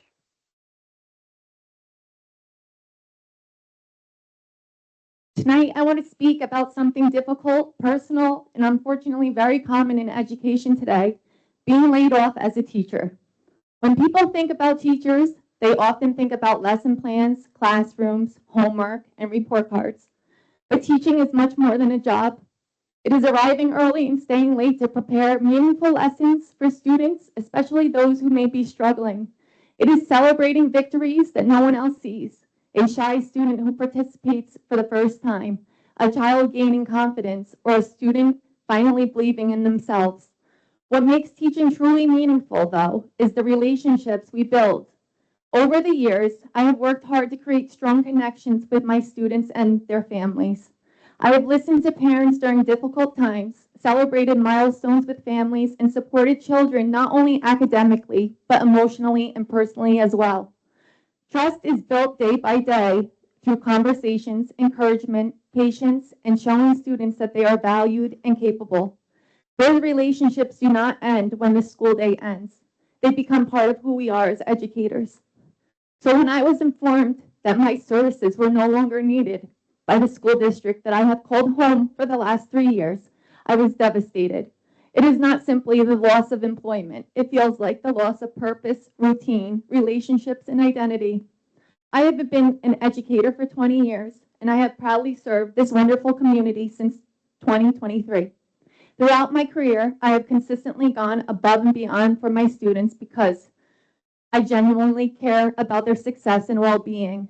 Many times I have personally purchased classroom materials, snacks, books, hygiene items, and learning resources so students would have the tools they need to feel supported, included, and ready to learn. Like so many teachers, I never hesitated to give from my own resources when it meant helping a child succeed or making the classroom a more welcoming environment. I carry the emotional weight of this profession home with me every day because teaching is deeply personal.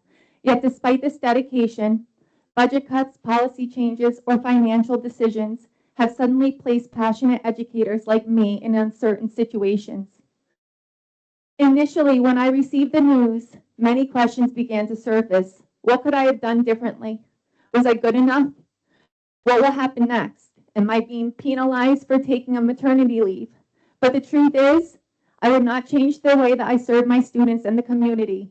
Each day I arrive eager to work with kindness, positivity, and compassion. I look forward to the relationships that I have developed with the children, families, colleagues, and supervisors. I consistently met and exceeded district standards during observation periods while creating a safe, supportive, and nurturing learning environment for students. I am more than a teacher. I am a mentor, a role model, a counselor, motivator, and often the first person to believe in a child's potential. So today I encourage you to reconsider these reductions in force and continue supporting educators not only when they are standing in front of a classroom, but also when they are facing challenges beyond their control. Behind every teacher is a person who has dedicated their heart, time. I'm so sorry. Your time is up. There's so many people. I just want to make sure everyone has time. Okay. Thank you so much for your for coming.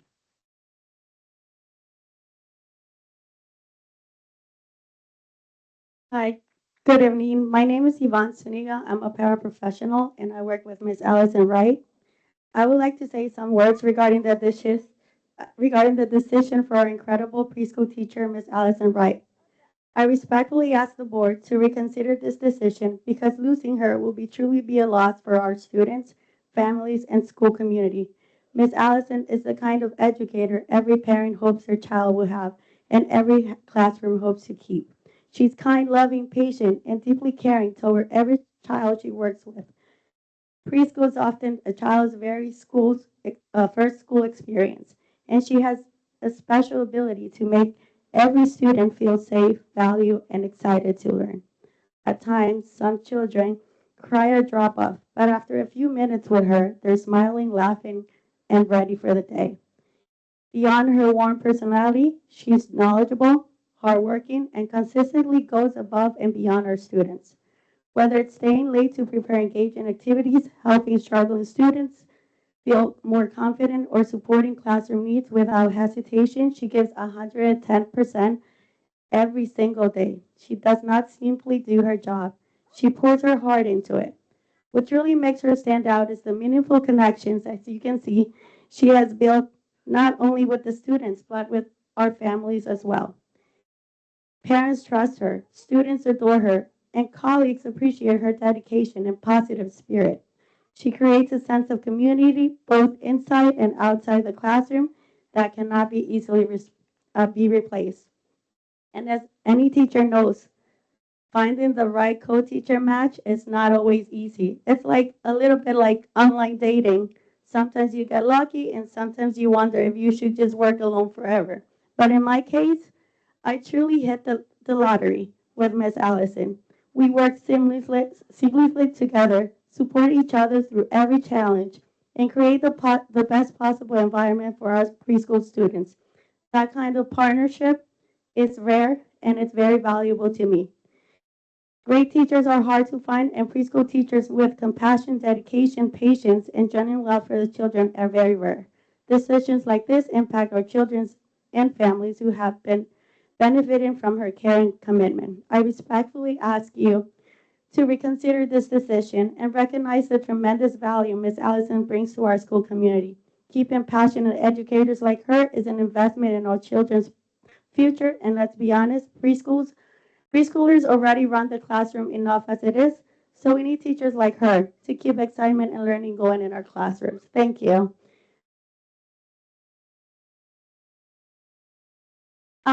I'll be also translating for our families. They have some words to say.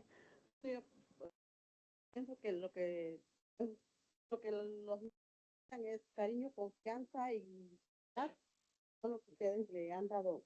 Bueno, a mi hija, pues. She thinks preschoolers, especially when they first come to school, they need love, caring, and she feels that that's what they need for their first school experience, and they get it from our teachers in preschool. And Miss Allison has been one of those teachers that has made an impact in her daughter's life.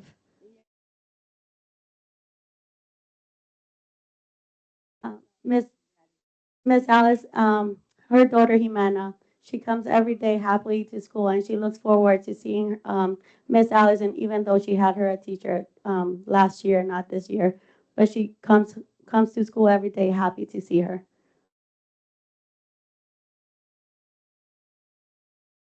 She's so happy that she even wants to come to school on weekends to see her teachers.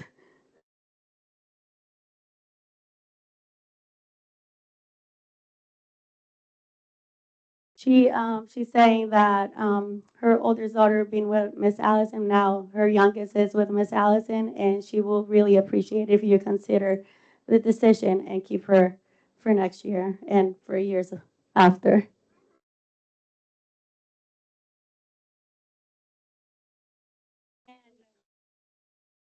She would like you to reconsider the decision because she's been an excellent teacher for Ader, and and she's a great teacher, and she's very loving to Ader. Yeah, you. Okay.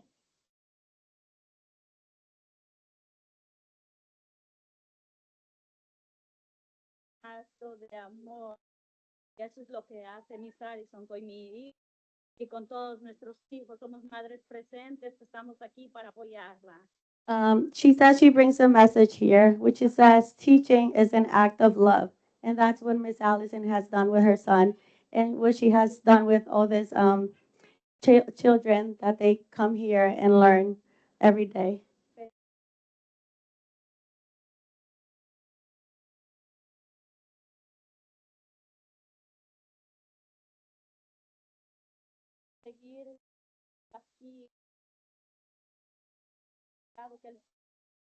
She is please asking you to please read this message, even though it's in Spanish. She wants you to really think about your decision and take this in account to touch your hearts and your minds to make the best decision. And please keep Miss Allison being a teacher in the district. Could you translate the Thank sign you. for us? Sorry, could you translate? What does the sign say? Could you tell It's us? like, yes, teaching is an act of love. And then it says Miss Thank you so Allison. much. I don't think everyone heard it. Thank Yeah. you. All right. Thank you. Thank you. Welcome.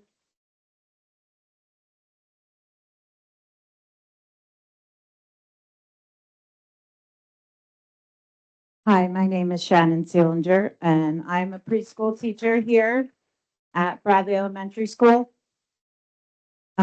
Over the past 23 years, I have dedicated myself to early childhood education through the Asbury Park preschool program since 2003. I proudly served the children and families connected to the Asbury Park School District as part of the preschool consortium.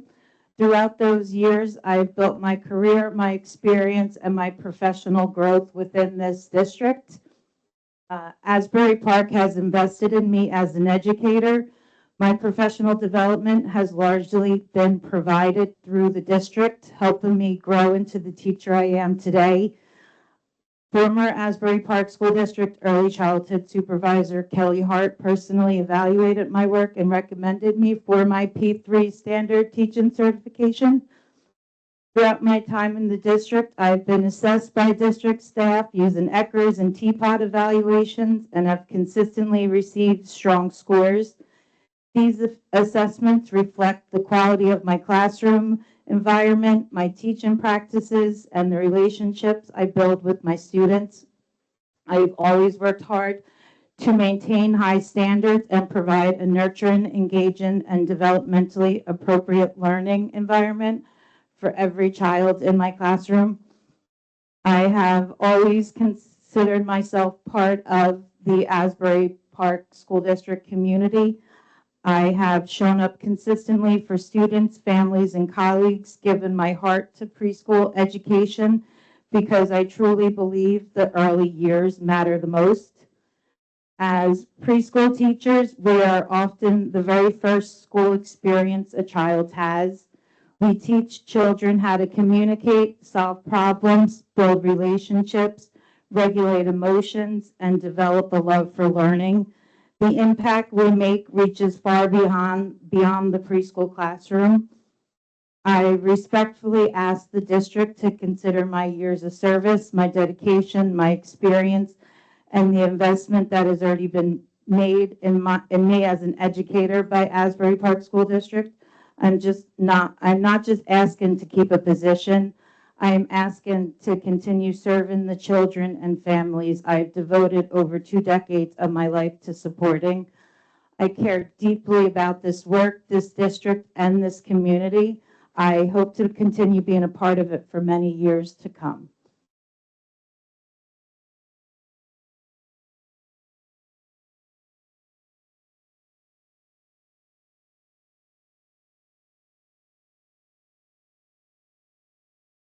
Good evening, members of the board.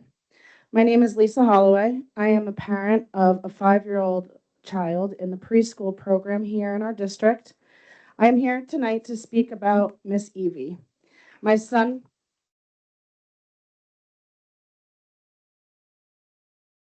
began in this program on his 3rd birthday with an IEP. For the past 2 years, I have requested her as his teacher because I believe her consistency has changed his life. As a parent of a child with special needs, progress is not just measured academically.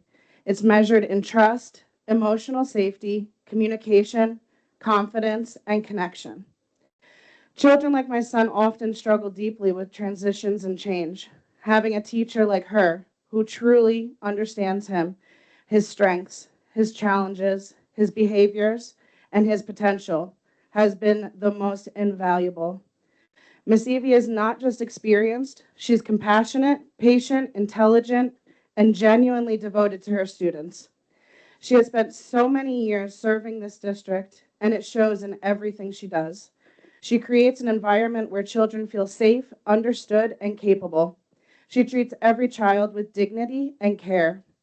My child is not the same kid he was when he entered this classroom at 3 years old. He has grown emotionally, socially, and academically because of the support and stability that she provided him.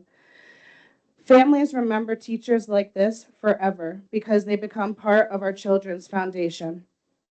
When educators like Miss Evie are cut, you are not just removing a position on paper.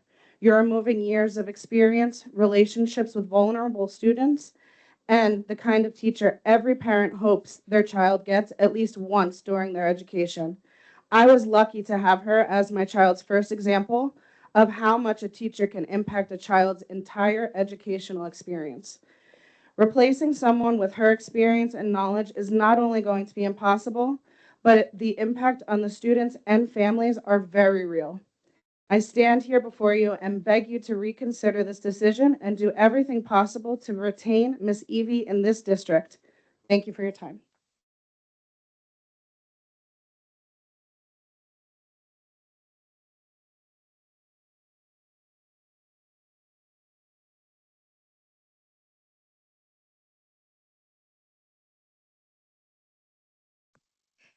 I'm Miss Evie.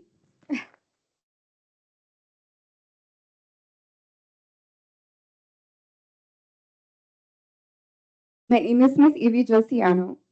I have proudly worked in Asbury Park School District for over a decade, first as a paraprofessional and now as a preschool teacher. Tonight, I stand before you heartbroken. A few days ago, I was informed that I will not be hired for next year. And honestly, it has been very difficult for me to process. Teaching has never been a paycheck or a position for me. Over the years, these children and families became part of my life and part of my heart. Every morning, I walk into my classroom knowing that some of my students are carrying much more than backpacks. Some are learning English for the very first time. Some have IEPs and need extra academic and emotional support.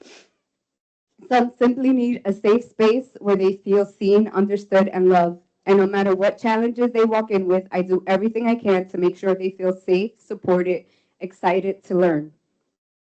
As a bilingual educator in a school where many of our families are Spanish speaking, I understand how important trust and communication are. Over the years, I have supported families not only inside the classroom, but also helping parents feel heard, understood, and comfortable navigating the school system. More than anything, I have always tried to be someone families could trust and turn to. Throughout my years here, I have been trusted to take on additional responsibilities as an educator. I was selected to pilot a Rutgers Near bilingual program, and this year I was chosen to pilot a Kickstart preschool literacy program. These opportunities were given to me because of the work, dedication, and consistency I have brought into my classroom. My observation scores reflect my commitment to my students, and my attendance reflects how seriously I take my job. I consistently go above and beyond for my students and families, helping parents whenever needed, translating for families, making sure every child feels welcomed. Not once have I stepped away from a difficult situation or challenging students. I have always leaned in with patience, compassion, and professionalism because that is what these children deserve. After reflecting on everything I have given over the years, the relationships I have built, the students I have loved and supported, and the trust that was placed in me to take the leadership role opportunities, receiving this letter was something that not only shocked me, but also many people who know me, have worked with me, and have seen the kind of educator I have always been. It hurts to know that after pouring so much of myself into this work, I now have to stand here and fight to continue doing something that I truly love.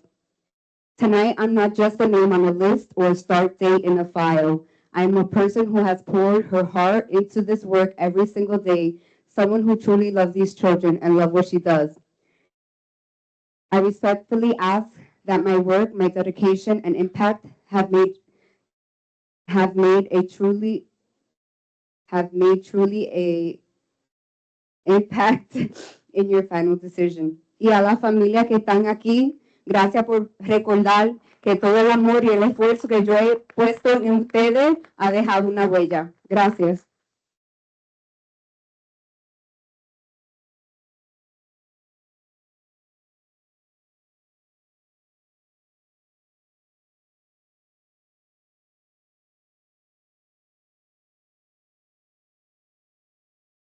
Good evening. My name is Shelley Sanders. I reside at 12 Chadwell Court in Neptune, New Jersey. I have been in Asbury Park since 1979 as a kindergarten student at Baines Avenue School. I am deeply, deeply dedicated to Asbury Park. When I say I bleed blue, I bleed blue. I am up here because I want to advocate for one of our math teachers at the middle school. We are currently losing an exceptional math teacher. Low on the totem pole, first year, not making much.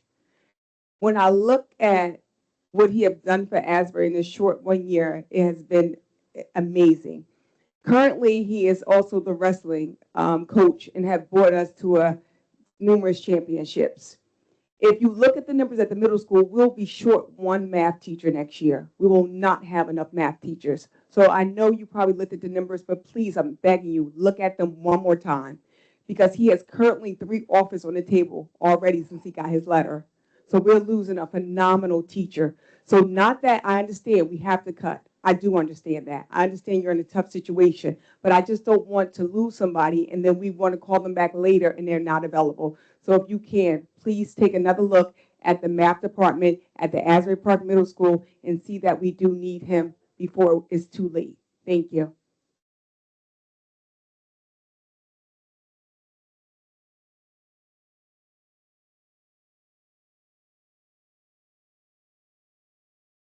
Good evening, members of the board. My name is Sharon Whitaker, and I stand before you today not just as a grandparent to Jemiah, but as someone who has personally witnessed the impact of one teacher can have on a child's life. My granddaughter attended 3 different preschools before we found the right fit at Bradley Elementary School with Miss Evie. And when I say the right fit, I mean the place where she was finally seen, understood, nurtured, and encouraged to thrive. Teaching is so much more than academics. Teaching is relationship building. It is patience. It is guidance. It is helping shape confident, compassionate, curious little human beings. And that is exactly what Miss Evie does. My granddaughter has always been bright, eager to learn, and full of energy. One of those busybody toddlers who wants to explore everything around her. Not a problem child at all, just a child who needed the right environment and the right teacher to channel that energy into growth. Miss Evie did that naturally and beautifully. Since being in her classroom, I have watched my granddaughter flourish emotionally, socially, and academically. She comes home excited about learning. She feels safe. She feels valued. She feels connected. Those things matter just as much as test scores and lesson plans. There are some teachers who simply do a job, and then there are teachers who teach from the heart. Miss Evie teaches from the heart. In today's world, finding educators who genuinely pour love, patience, and purpose into children is not something we should take lightly. These early years are foundational. They help shape our children. They help shape how our children view school, learning, and even themselves. I understand that difficult decisions have to be made, especially regarding budgets and staffing, but I ask you to consider the human impact behind those decisions. Teachers like Miss Evie are not easily replaced. The consistency, the care, and trust she has built with these children and families cannot simply be transferred onto paper or reassigned overnight. Sometimes the greatest value in education cannot be measured in numbers. Sometimes it is measured in the smile of a child who finally feels confident in the peace of a parent or grandparent who knows their child is in good hands, in the relationships that help children become good people, not just good students. I respectfully ask that you reconsider this decision and fight to keep Miss Evie where she belongs, in the classroom, continuing to make a difference in the lives of children like my granddaughter. Thank you for your time.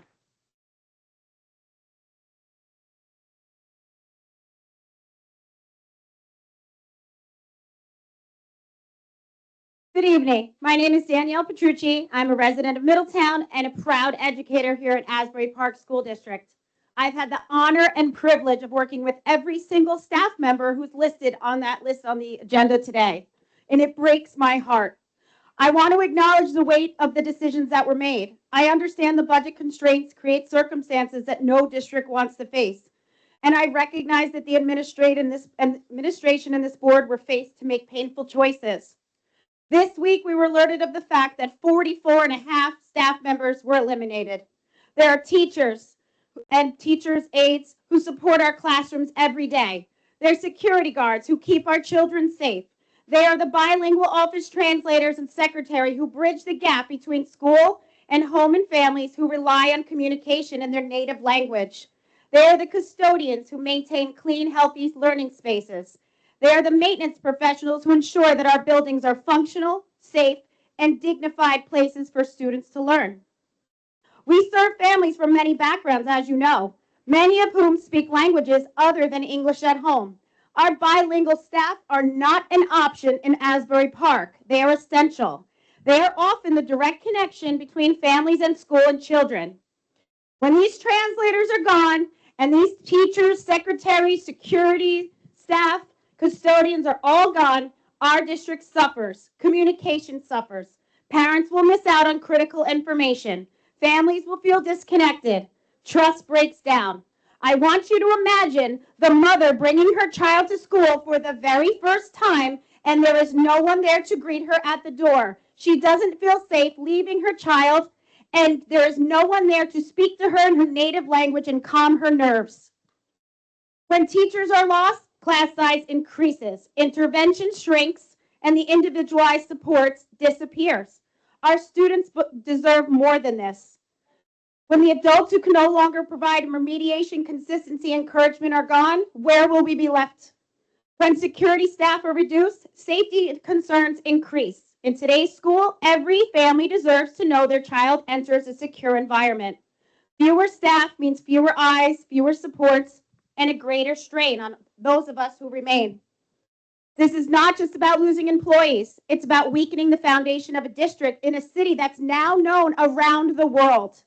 I ask you, please continue looking for solutions. Explore every possible avenue for support. Advocate for more state assistance. Partner with our community. Not divide us. Revisit allocations. Fight for grants. Seek emergency relief. To the board and administration, I thank you for your service. You don't have to be there. You're facing this difficult reality with us, but we need to work together. Our children cannot afford to lose the adults who help them learn, feel safe, and stay connected in school. Please do not let this be the final answer, because in Asbury Park, our children need every one of us.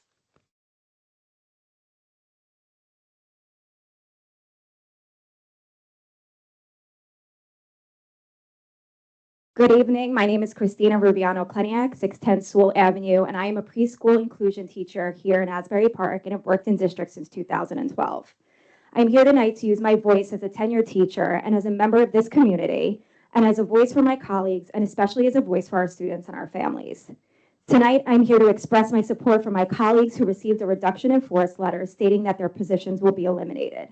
My former co-teachers, Jessica Donor, who came into district in 2023 and has since looped with her students to kindergarten and first grades, Allison Wright, a 20-year veteran teacher who has worked in district since 2023, Evie Justiniano, a bilingual teacher hired as a paraprofessional in 2014 and has since worked her way up to becoming a teacher, and Shannon Seelinger, a new hire who previously worked in Alphabets here in Asbury Park since 2003. These teachers are beyond instrumental to our preschool and early childhood program here at Bradley Elementary, and it's obvious before you even walk into their classrooms. I've seen firsthand their dedication to teaching, the way they foster a loving, positive learning environment for their students, the way they engage their students inside and outside of the classroom, and the way they build relationships with their students' families and colleagues. In addition, I'm also here in support of Gina Rodriguez as well as other bilingual office aides. In a district where, as of last year, 56% of the district was Spanish speaking, losing our bilingual aides will have a huge impact. Gina has been instrumental in assisting our Bradley families in IEP meetings, parent-teacher conferences, assisting the child study team, therapists, guidance counselors, and teachers. Making drastic cuts when it comes to teachers, paras, bilingual aides, security, custodial, and maintenance staff cannot be taken lightly. By making these cuts, it does nothing but cause harm to the community we're here to represent and serve. Class sizes will grow, and without paras, teachers will have to divide their time and attention even more than they do now, causing students to learn out on precious learning time. The number one reason why we are all here are for the kids of Asbury Park. All of them, not just some of them.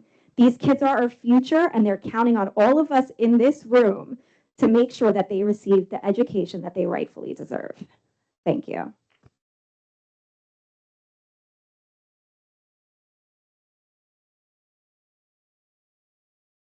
Good evening. My name is Gina Rodriguez, and I am here not just as a bilingual aide at Bradley Elementary, but as someone who has been a voice and a support system for our Spanish-speaking students and families every single day.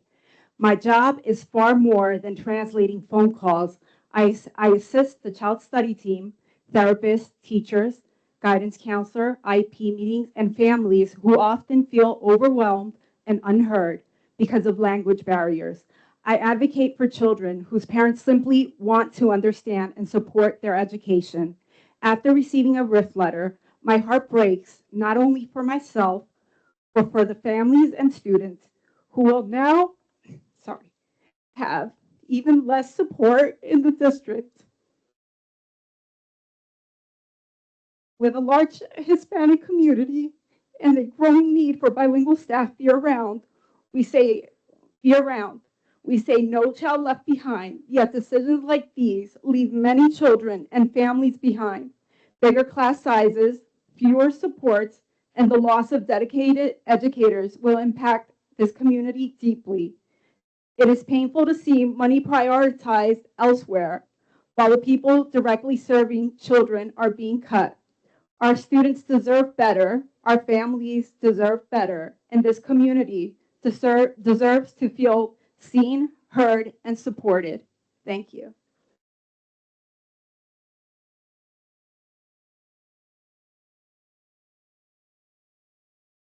Hello, my name is Natalie Syracuse. I'm a science teacher at the middle school, and I live at 307 DeWitt Ave. I received a RIF letter, everyone else, and I want to continue teaching at the middle school. After almost 2 years at the middle school, I've learned a lot about what our students need and how they learn. I've made changes to accommodate the students I have. I'm passionate about science education.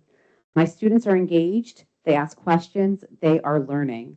Students improve significantly as shown by the recent results of a standard-based benchmark. I did that. I don't allow students to opt out of learning. I'm motivated, I inspired, and taught children who had minimal science education up until this point. I want to continue working at teaching the children of Asbury Park. In addition to my role as a teacher, I'm an active member of the PBSIS committee. I have volunteered many hours outside of school developing a program to foster positive behavior in the school, including organizing pep rallies, student surveys, posters, graphics, as well as hosting a private experience for students. I'm passionate about both science education and social emotional well-being, and I want to continue working with the students of Asbury Park. And one last thing, I want to echo Ms. Milcavero's statement regarding Shannon Sillinger. My children were also her students, and I feel exceptionally lucky that they started their school career with her at the helm. She was phenomenal. Thank you very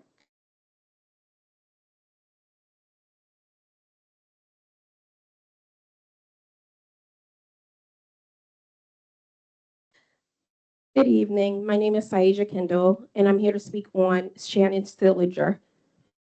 Shannon and I worked together for 18 years. I also worked at Alphabet's Preschool Skip Center with her.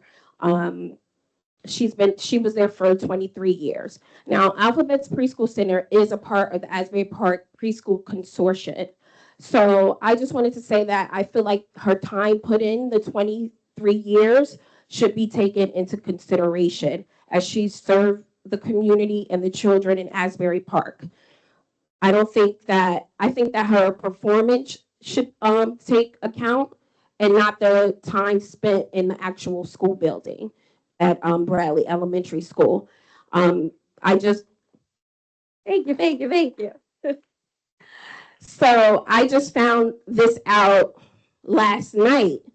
Had I known sooner, I could probably fill the room with all the parents who Shannon, and I won't bring myself into it because I was a co-teacher, Shannon, whose lives she touched. We had generations of brothers and sisters that would come back to Alphabet to be in Shannon's classroom. We could definitely fill the room. So I just want to say, take into account 23 years, now 24 is a very long time. When you want to hold on to, loyal, dedicated people, and she's so sincere. I love you, Shannon. And that's it.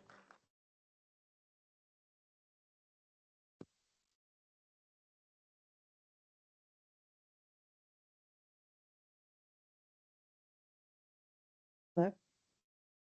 Nancy Safow, 18 Higgins Court, Desert. Nancy Safow, 18 Higgins Court, Howell, New Jersey. Good evening, board members, and thank you for allowing me this opportunity to speak tonight. I am proud to serve this district as an athletic trainer, and I've been in the district for the past 19 years, caring for our students. Oh, sorry. Oh, better? Okay, sorry about that. For the past 19 years, caring for our student athletes. Throughout my career in this district, I have treated countless injuries, including broken bones, sprains, concussions, tears, and other medical emergencies. As an athletic trainer is a licensed healthcare professional who specializes in prevention, evaluation, diagnosis, treatment, and rehabilitation of sports-related injuries and medical conditions. Athletic trainers are often the first responders during emergencies involving students, athletes, and decisions to make those moments can impact directly to the student's long-term health and safety. The importance of having an athletic trainer presented at a sporting event that cannot be overstated. The past February, Old Bridge female wrestler suffered a spinal cord displacement following a legal pin during a competition. Because of the athletic trainer was present and able to respond immediately, the student received proper emergency care and today is walking back to the school. Another incident was last year girls soccer team in Asbury Park. Two athletes collided, one player knocked out unconscious. Situations like these require immediate medical assistance and proper concussion management. Without trained medical profession like myself on site, school risks delayed treatment, improper care, and potentially life-threatening outcomes. One of the most recognized examples of importance of an athletic trainer was July 2023 during the NFL game of the Buffalo Bills, Damar Hamlin. After suffering a cardiac arrest on the field, immediately action by the athletic trainer to save his life. This situation demonstrates the entire country how critical and qualified health cares that athletic trainers are. Beyond the student safety, there's also significant liability concern for the school district not to provide adequate medical coverage for the athletes. Schools have responsibility to provide a safe environment for the students.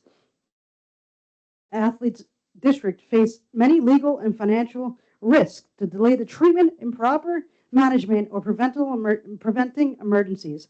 Having a certified athletic trainer helps reduce these risks by ensuring the injuries are properly evaluated, documented, treated, and established medical care. It is important to recognize the difference between having a part-time athletic trainer and a full-time athletic trainer. Part-time coverage cannot provide the continuity and availability to our students deserve. A full-time athletic trainer. So I'm out of time. I strongly encourage the board to continue supporting the presence of a full-time athletic trainer with our district, doing so not only to invest in the athletes, but invest in the student safety. Thank you.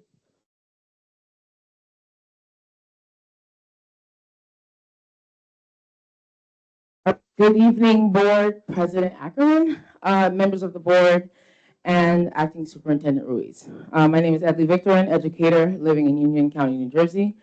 I'm here once again to address the cuts made to our staff. I do understand the financial crisis that we're in and how difficult it is to navigate it, but I can't help but feel like we're losing every opportunity to better this district and to move the needle forward.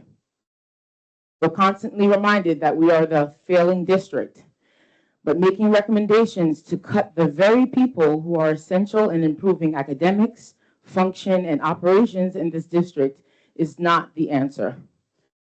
To lose bilingual office aides with predominantly bilingual Spanish and Haitian Creole families just lacks logic.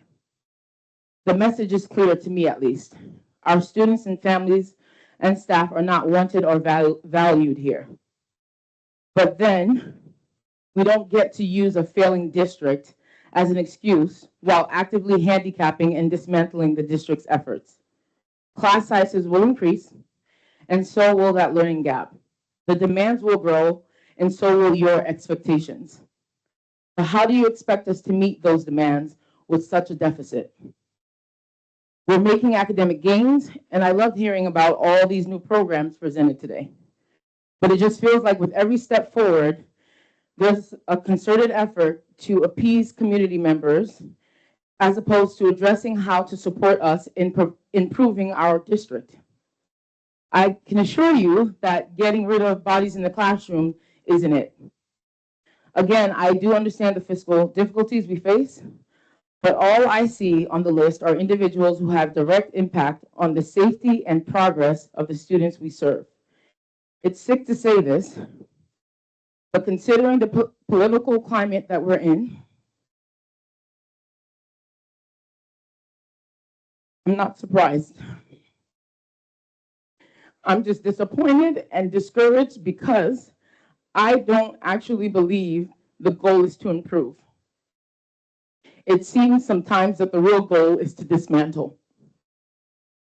Lastly, for the people who claim to care about our students, you don't get to claim students first and make every effort to ensure that our students continue to come last. Bolstering this argument to stop supporting a failing district. Instead, we should be coming together and demanding more from our city council because they have a responsibility to the school community as well. Thank you.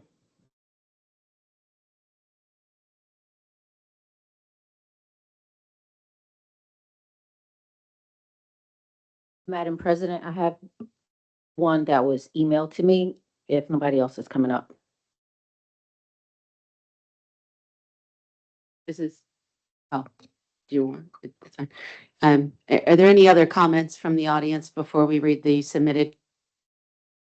Okay, thank you very much. We're going to close public, in-person public participation. Go ahead, Mrs. Brown. Dear Madam Sir, I am writing to express my sincere gratitude, profound respect, and appreciation for the remarkable work Ms. Ivelisse has accomplished with the students at Bradley Elementary School, particularly with my daughter, Gabriella Henry, since they first met. In my capacity as a parent, I have been able to directly observe the positive impact of the teacher on my daughter. Thanks to her teaching methods, patience, and commitment, Gabriella has made great progress and has enjoyed learning. Ms. Ivelisse's commitment is a valued added asset for our institution and for the educational community. As the school year draws to a close, I wanted to write these few words to tell you just how much we appreciate her dedication. My daughter Gabriella is very lucky to have her as a teacher. Gabriella often comes home talking enthusiastically about her class. She helped her gain self-confidence. Hoping that Ms. Evelise will continue to serve the children of the Bradley Elementary School community, I remain at your disposal to discuss in person the positive impact of her professionalism within your institution.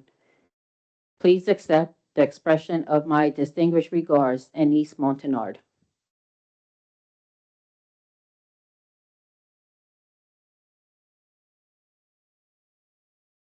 Thank you to everyone for your comments. We're going to take a 5-minute recess before moving forward with the agenda. Thank you.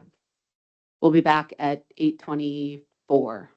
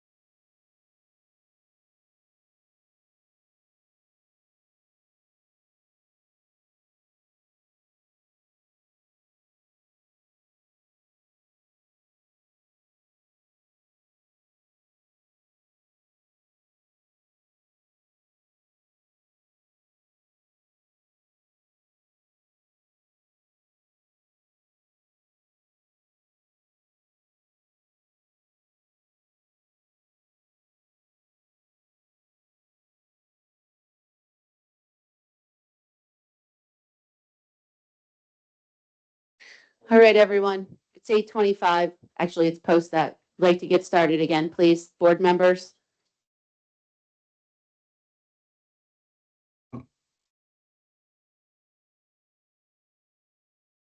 Board members. Ms. Grossman. Ms. Ricks.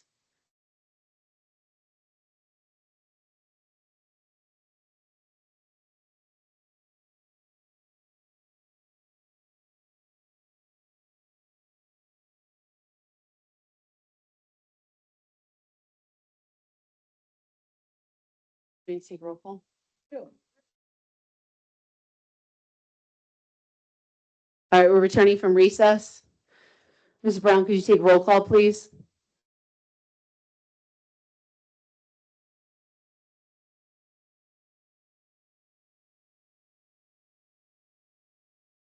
Ms. Glassman? Ms. Grossman? Here. Mr. LaRocca? Dr. Maksud? Ms. Morris? Ms. Ramos? Here. Ms. Ricks? Ms. Lisinski? Ms. Ackerman? Here.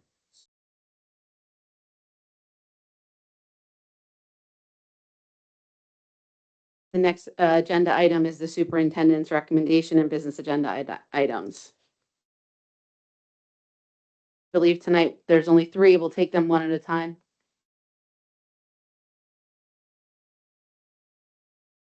Item number 1 is the reduction in force. Upon the recommendation of the acting superintendent, the board approves the reduction in force of the following employees' positions effective July 1, 2026 for reasons of economy in view of the budget that was approved by the board on May 6, 2026.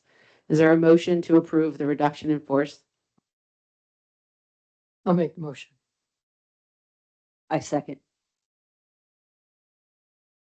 Comments and discussion?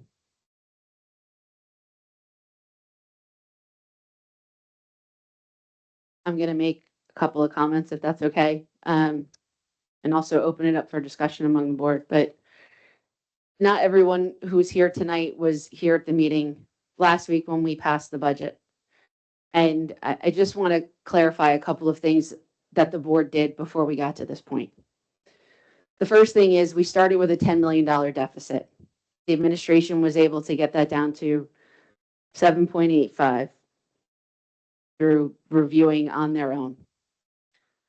Once we got to 7.85, the first thing that the administration did with Mr. Ruiz at the helm, working with Ms. Brown and the state monitor, was to look at every single budget item other than personnel and staff. By doing that, they reduced the deficit by a little over $4 million. We were still left with 3.8. And that was, at that point, was the only point when the administration and the board started to look at the staff and the reductions there. This was not an easy decision for any of us.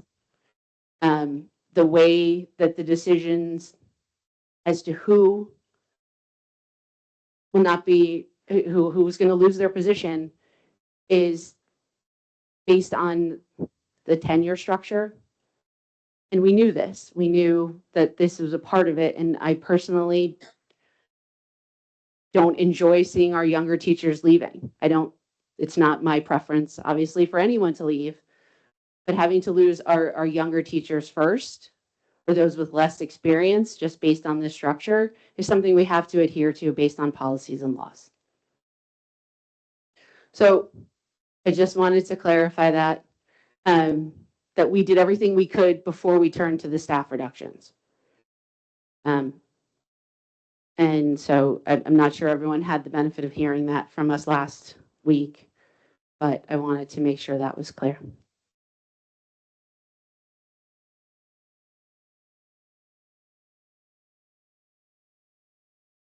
All right, hearing no other discussion. Ms. Brown, please take the roll call and vote. Ms. Grossman? Yes. Mr. LaRocca? Yes. Dr. Maksud? Ms. Morris?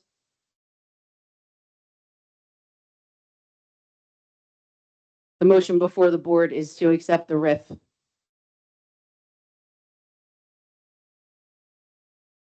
Ms. Brown, could you please start the roll call over? And could all of the board members please use their microphones so that we're very clear as to what everyone's vote is? Thank you so much. Ms. Gross? Yes. Yes. Ms. Morris? No. No. Ms. Ricks? Yes, but recusing myself from anything that might have to do with the Jones Award.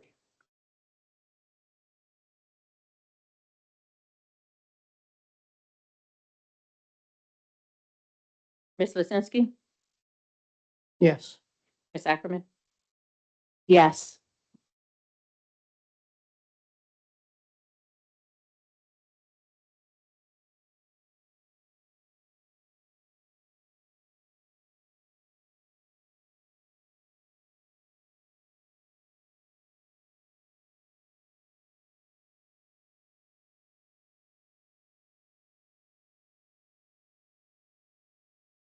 Ms. Glassman, there was a motion for B1, number 1, when you were away.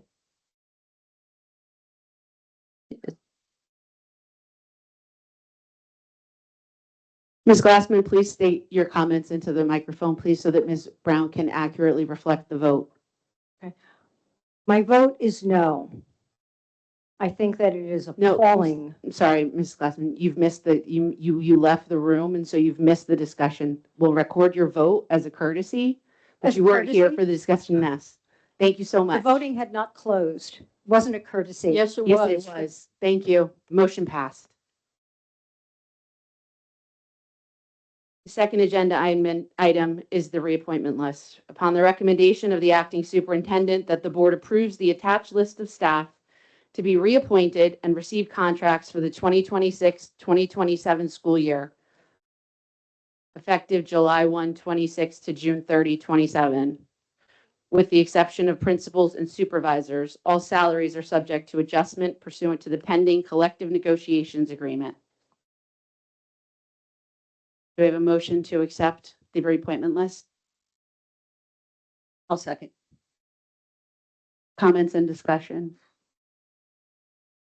Do we have the? How do you put this motion forward without providing a list to the board? That's a discussion item that Ms. Lozinski just raised with me, Ms. Glassman. Thank you very much. Mr. Ruiz, do we have the reappointment list, or do we need to table this to the next meeting? No, It's not in our packets, though.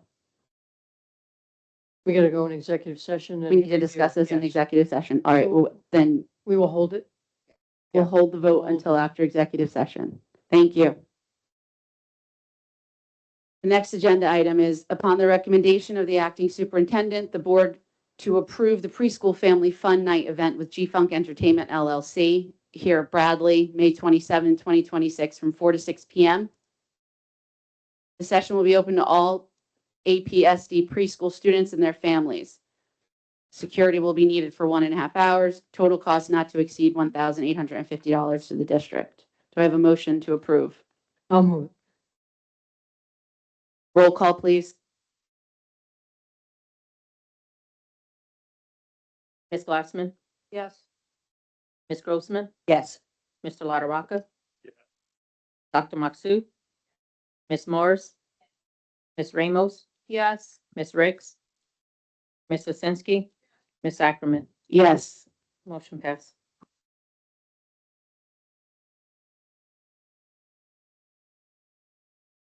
Are we, the remaining item in the packet is the bills and claims is for next meeting? Yes, this is just. Okay.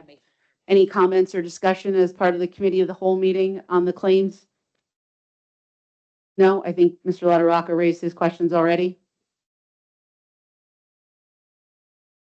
Okay, you'll follow. Great. All right. The next item on the agenda is to go into executive session. I make a motion to go into executive session. I'll second the motion. All right. The motion is to go into executive caucus, whereas the Open Public Meetings Act allows for exclusion from discussion at the public portion of a meeting of certain matters as outlined below. And whereas the Asbury Park Board of Education wishes to discuss such matters and will make such discussion public when a proper conclusion has been reached. Now therefore be it resolved that the Asbury Park Board of Education will hold a closed executive session on May 14, 2026 at Asbury Park, New Jersey, for the purposes of discussing collective bargaining, pending litigation and contract matters, and personnel matters. No action will be taken. We anticipate being in executive session for no more than an hour, and we'll return after that time. There's a motion on the table. Ms.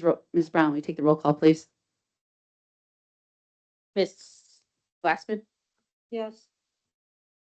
Yes. Mr. LaRocca?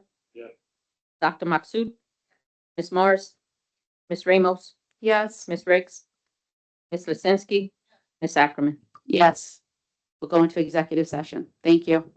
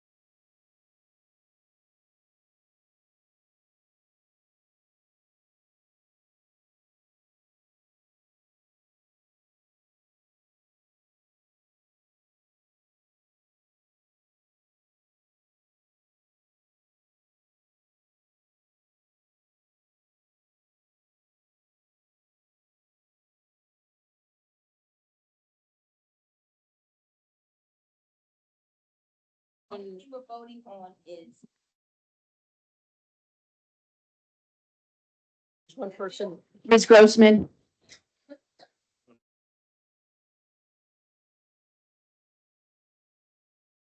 Ms. Brown, could you take a roll call, please?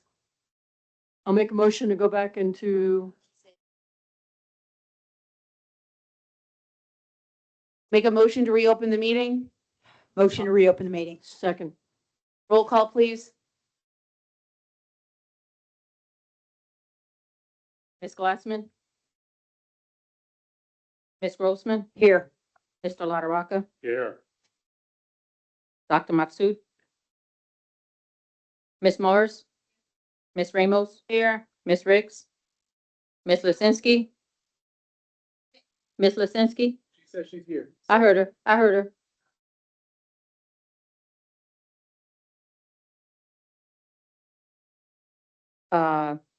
Ms. Lisinski? Ms. Ackerman? Here. All right, the remaining agenda item for the board to vote on is the reappointment list. Do we have a motion to, do we have a motion to accept the reappointment list? I make a motion to accept the reappointment list. Do I keep, wait, the motion to reappointment list has an adjustment, though. Do you want to amend your motion as discussed in executive session? Okay, yes. So what I'm looking for is a motion to approve the reappointment list as recommended by the superintendent with the amendment to remove the employee number. It's okay.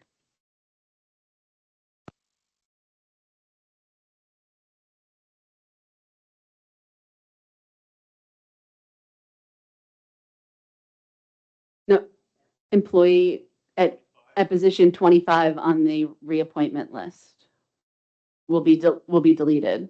So I have a motion to approve the reappointment list as recommended by the superintendent with the change of omitting number 25 from the list. I'll move it. Second. Roll call, please, Ms. Brown. Ms. Grossman? Yes. Mr. LaRocca? Yes. Ms. Morris? Ms. Ramos? I abstain. Ms. Riggs? I wasn't sure if I could vote on it. Well, you could, she, classify it So, as? yeah, Ms. Ramos, what you could do is you could vote on the employees for whom you don't have with whom you don't have a conflict, and you can vote. You could say essentially yes or no to those, and that you recuse on anyone with whom you may have a conflict. Okay, so I vote yes, and I recuse myself with anyone who I may have a conflict with.